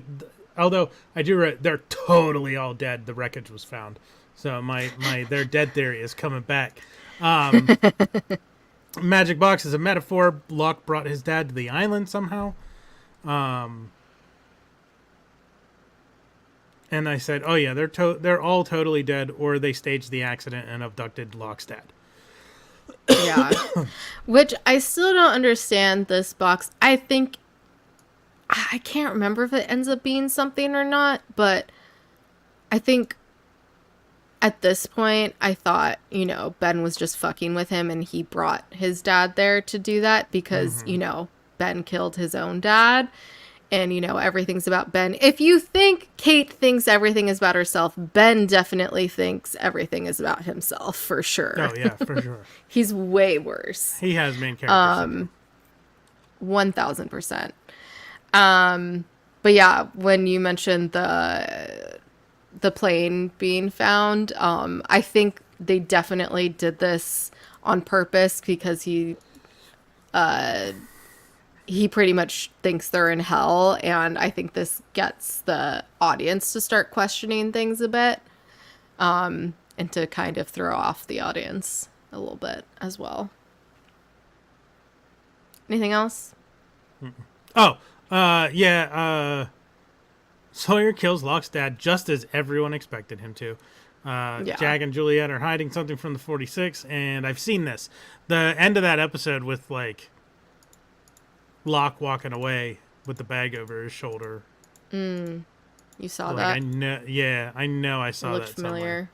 Somewhere. Yeah. Interesting.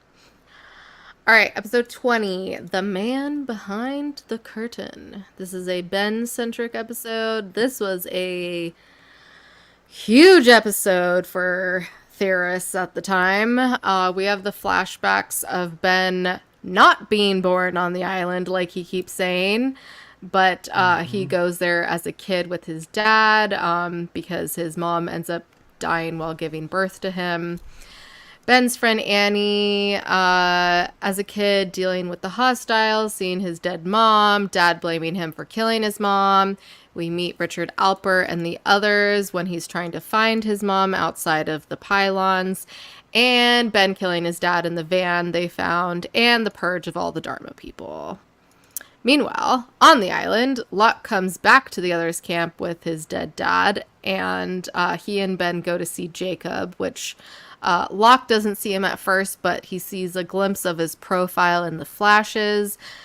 Ben shows the mass grave of all those Dharma people that they massacred, essentially, and shoots John, so he falls in, and Ben wants to know what Jacob said, and Locke says, he said, "Help me." And Juliet has turned again by telling them about the others' plan to kidnap any pregnant woman. And that's the episode. What did you think of this? Mikhail's teeth are in better shape in this episode. Very observant. Yeah. Ben did not like Locke saying he was taking him to Jacob, and the other folk looked shocked. And then I said, what the fuck just happened? And then Ben sees his mom on the other side of the fence. Is the island somewhere between life and death? Like, is it a bridge between two worlds? Ben meets Richard in the jungle. Blah, blah, blah. Chair's empty. John can't see Jacob. John hears "help me" as he's about to exit. Shines a light on Ben. The cabin gets angry. There is briefly someone in the chair. Yeah. I screenshotted the person in the chair. Can't really see who it is. You did? Yeah. Yeah, no one could really.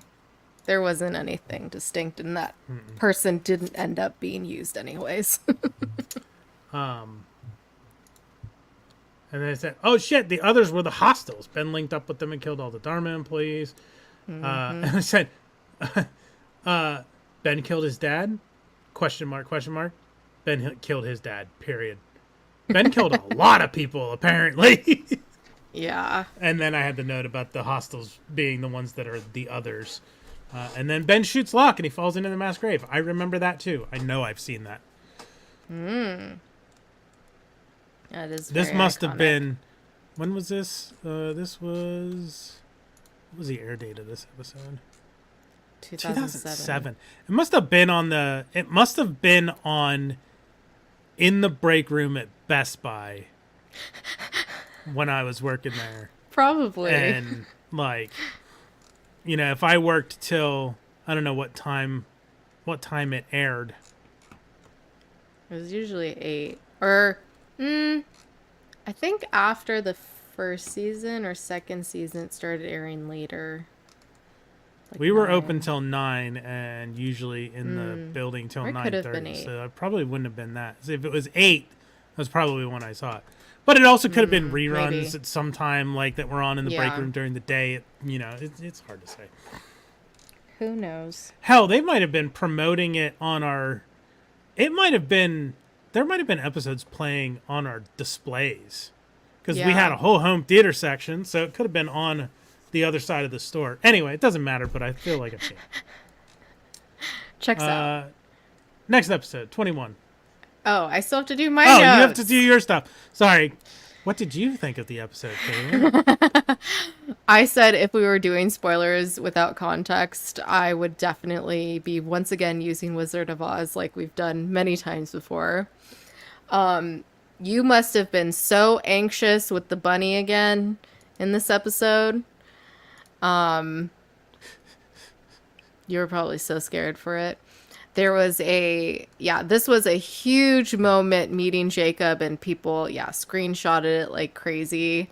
And there were just like so many theories about it, especially because like Locke couldn't see him, but then Ben couldn't hear him, so it was a whole thing. Yeah.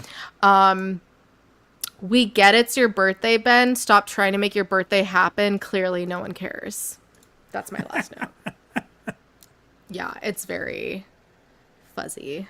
Even if you like lighten it up, you won't get details here because this is like total black. And I think I've already like upped the brightness on it just to get that much. Yeah. Oh, Yeah. no, I don't want to They leave the made it studio. I just want to just- stop screen share. They make it just vague enough. All right, episode 21, greatest hits. This gut-wrenching episode. This is Charlie-centric.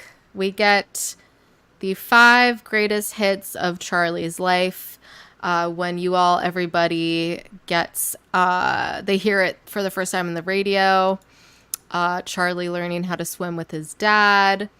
When he saves Nadia, aka Saeed's boo, from being mugged and she calls him a hero. When he gets the ring from the what we think is the drive shaft ring from his brother. And when he first talks to Claire on the island. On the island, they team up with Rousseau to get the dynamite to blow up the others. Carl warns them that they're actually coming sooner, tonight. And they find out that the looking glass station is what's blocking the signals from getting off the island. It is a underwater station, which a certain podcast predicted that in season 1 when they saw the cable on the beach. Desmond and Charlie go out to turn it off, and Charlie ends up finding 2 women down there, even though they didn't think anyone would be there. And Charlie finds out he has to die in order for Claire and Aaron to be rescued. And that's the episode. Mm-hmm. What did you think? Bernard and Rose are back, so that's good. Yes. That's also in my notes. Alex knows, or at least suspects, she's not actually Ben's kid, so see that. I wrote, the DS ring is for Dexter Sutton, not Drive Shaft. They named the band after him. It's their granddad or whatever. Stratton. But yes. Stratton? I wrote, fuck you, Charlie. I get it, but fuck you. I don't know what I was telling him fuck him about. And then I wrote, he's not going to die. And then I wrote, Vincent, in all caps. Charlie left the drive shaft ring in Aaron's crib. And oh shit, the underwater base is manned. Yep. That's it. So the biggest thing with this is Charlie couldn't swim in season 1. Now he's an expert. Literally one of his top memories is learning how to swim. People went batshit wild for this. And I think this is definitely part of the lazy writing, because they didn't remember that. Because most shows have like a Bible. Yeah. That they'll go back to, and I think they were just being lazy. I mean, these last 3 episodes are great. I know Mark mentioned that earlier, but them forgetting that was dumb. It was a dumb mistake. Yeah. But also, I mean, there's a lot of people that say maybe he just didn't want to swim out there in season 1. Or I don't know. Maybe. And like, how long has it been? Have they been there now? I guess they've only been there for like 90 days. But like, he's had a lot of time to practice. Yeah, totally.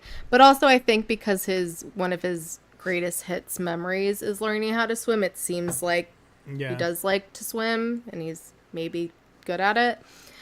I think you already hit on pretty much all my other notes, except for Charlie saying goodbye to Hurley was very sad, even though he totally insulted Hurley at first. And I was like, do we have to keep doing this? But obviously they did this on purpose, especially with what Sawyer says.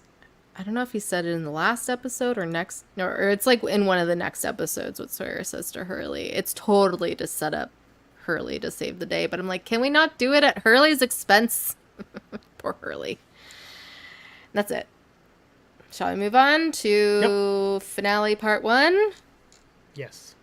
All right. Episode 22, Through the Looking Glass part 1. This is a Jack-centric episode, or both of these are. And as we find out at the end of the finale, these are flash forwards. Dun, dun, dun. Jack's about to jump off a bridge when someone gets in a car accident, so of course he has to help them. Jack really wants to do the surgery on the lady in the crash, but they don't let him, and he is definitely down drug alley at this point. On the island, Jack leads people away from the beach camp to go to the tower. People get worried when there's only 2 explosions, so Sawyer and Juliet go back to camp with Hurley tagging along, and yeah, that's when Sawyer's an asshole to Hurley. Ben realizes Juliet has betrayed them, but not in time to warn the people infiltrating the beach, and a bunch of them are killed by the 2 explosions because Jin doesn't hit his target. So they are captured, which, when they are captured, Bernard gives up the info so easily when they're being questioned. It's like, come on, Bernard, be a little tougher than that. Ben and Alex go to meet Jack and everyone, and he orders Mikhail to take all of them, to take out everyone in the, underwater hatch to keep the jammer going. Desmond dives down after Mikhail shows up and starts shooting at him in the boat. Meanwhile, John wakes up. And he's about to shoot at himself when Walt shows up and stops him and tells him he still has work to do. And that's the episode. What did you think? I said they aren't going to kill Bernard, are they? Not Bernard! Oh, not the gumdrop button. Way to be a child, Kate. I know. And then I said... I mean, it was obvious, but that's the first outward sign of it. Juliet kissing Jack. Eye Patch Man was missing his eye patch. Mm-hmm. And Jack told Kate, because I love you. I'm like, what? Dude, you just kissed Juliet. What the fuck? And then Walt, what the fuck? Hey. You can love more than one person. I know. That's fair. But in this day and age that this show was made, there's no way that's making it into television. Sorry. Whatever. In 2007, not happening. I don't know. No. Fine. You poop. I'm not saying I'm just saying that's the way TV is. It was not that progressive at the time. Whatever. Anyways. Anything else? No, that's all I have. Okay.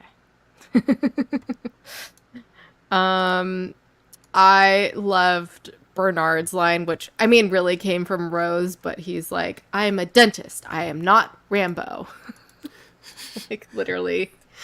And probably felt very referential for you now, very Bones-like.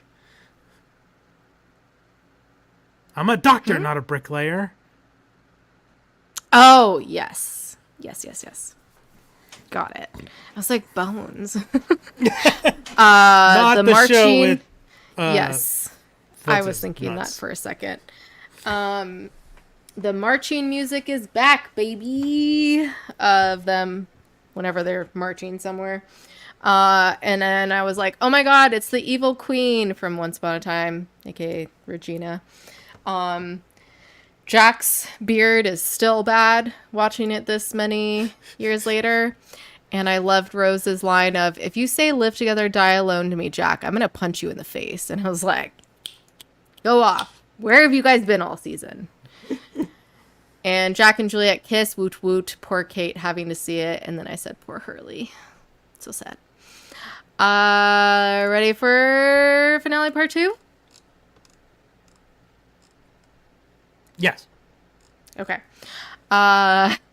Episode 23, Through the Looking Glass, part 2. Still Jack-centric. The flash forwards include Jack arriving late for someone's viewing. We don't know who. And that is the age-old question of who's in the coffin. The lady who got hit tells the doctor about the man she saw standing on the bridge, and the doctor confronts Jack about it. Kate meets Jack at the airport, and we have the infamous, we have to go back! On the island, Jack and crew run into Ben and Alex. before they get to the tower, Ben tries to convince Jack that Naomi is actually the bad guy and isn't there to rescue them, but just trying to find the island. Alex and Russo finally meet, which also they did a really good job casting because they look very similar.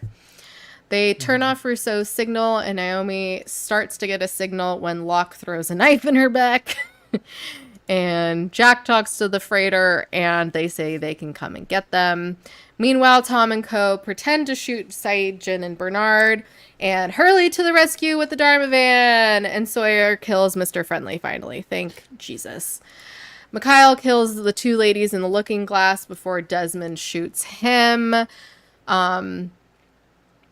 but doesn't quite kill him once again. And we find out the code to turn off the jamming signal is Good Vibrations by the Beach Boys, which is my favorite Beach Boys song. And I was, once again, little me was very excited. Still very excited. And Charlie puts in the code and gets an incoming transmission from Penny, but finds out it is not her boat offshore. Then Mikhail blows up the window outside and Charlie dies. Not before writing not Penny's boat on his hand, even though his hand was soaking wet. I guess Sharpie. I still don't Sharpie, think man. Magic. I don't know. And yeah, that's it. So sad. This isn't, I had no idea these flash forwards were forwards. I thought these were flashbacks. No one did. The whole episode. I'm like, well, this isn't his dad, so who's in these flashbacks of Jack's? Russo finally gets to meet Alex. Jack on a rampage. Keypad's good vibrations. Surprised Ben told Alex that Russo is her mom. Apparently Ben's order was to pretend to kill them and not actually kill them. I think I'm talking about because Eye Patch Man killed the women in the Hydra. To take care of the mess. Hydra? Yeah. Not the Hydra. But... Hurley with the bus for the save. Yep. Sawyer kills Tom. Jack's a mess. What the fuck happened to him? Is this post-divorce? Is Eye Patch Man's death going to stick? Yeah, technically yes. Is Eye Patch Man's death going to stick this time? It's Penny. And I said, nope, Eye Patch Man is still alive. Can he? And I'm like, can Charlie just not just swim out the window and back up? He swam down. Like. And also, like, why didn't he just go out the door and close the door behind him? Yeah. Yeah. Yeah. Not Penny's boat written on his hand. I said the phone's ringing for an awfully long time while this standoff is happening. And then I wrote, Jack and Kate, is this the future? Sawyer died? Question mark. And then we have to go back in all caps. You think Sawyer died? Yeah, I yes. Is it Sawyer who's dead? I assume it's Sawyer. Question mark? Yes, question mark. Sawyer dead? Question mark. Take a drink every time Ben gets the shit beat out of him. Because it happens a lot. It happens a lot. Yeah. He deserves it. Yeah. Absolutely deserves it, but it happens a lot. My only other note that we haven't mentioned is love having Hurley save the day. Yeah, it's awesome. I liked that point. Especially with the van. Felt very appropriate. Mm-hmm. All right. Ready for some That's What They Said? Yes. All right.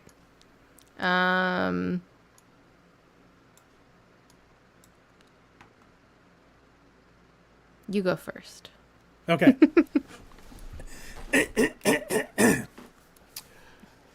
A little tighter, please.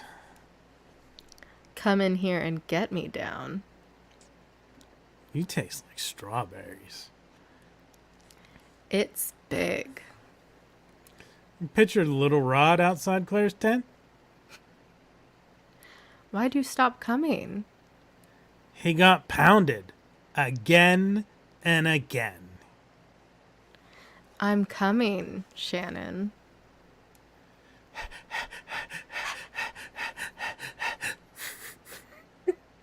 Both panting.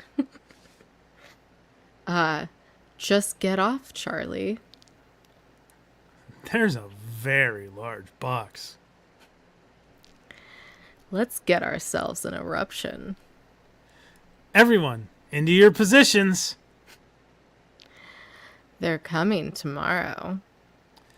And then I get off. Yay! That's what they said for Lost Season 3. I don't know why there weren't as many this season, but there they are. The ones that I've found that were more obvious, at least. There they be.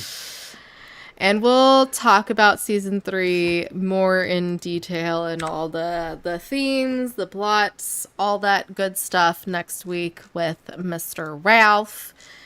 And yeah, if you want to follow us on social media, you can follow us at GTFO channel on Instagram. If you want to email us, our email is channelgtfo@gmail.com. And make sure to smack that like, smack that subscribe, smack that bell icon. We will be here every Friday through the end of September talking about Lost. So make sure to tune in at 7 p.m. Pacific, 10 Eastern, and we will resume our Trek Retrek next week. Yes. We'll get back to our usual Thursdays at 6 p.m. Pacific, 9 Eastern. So make sure to tune in for that. And until then, thanks everyone for geeking the F out with us and getting lost with us. What did we say we were going to say at the end of these? See you in another life? See you in another life, brother. See you in another life. Bye. Bye. Do what Allison says. Oh.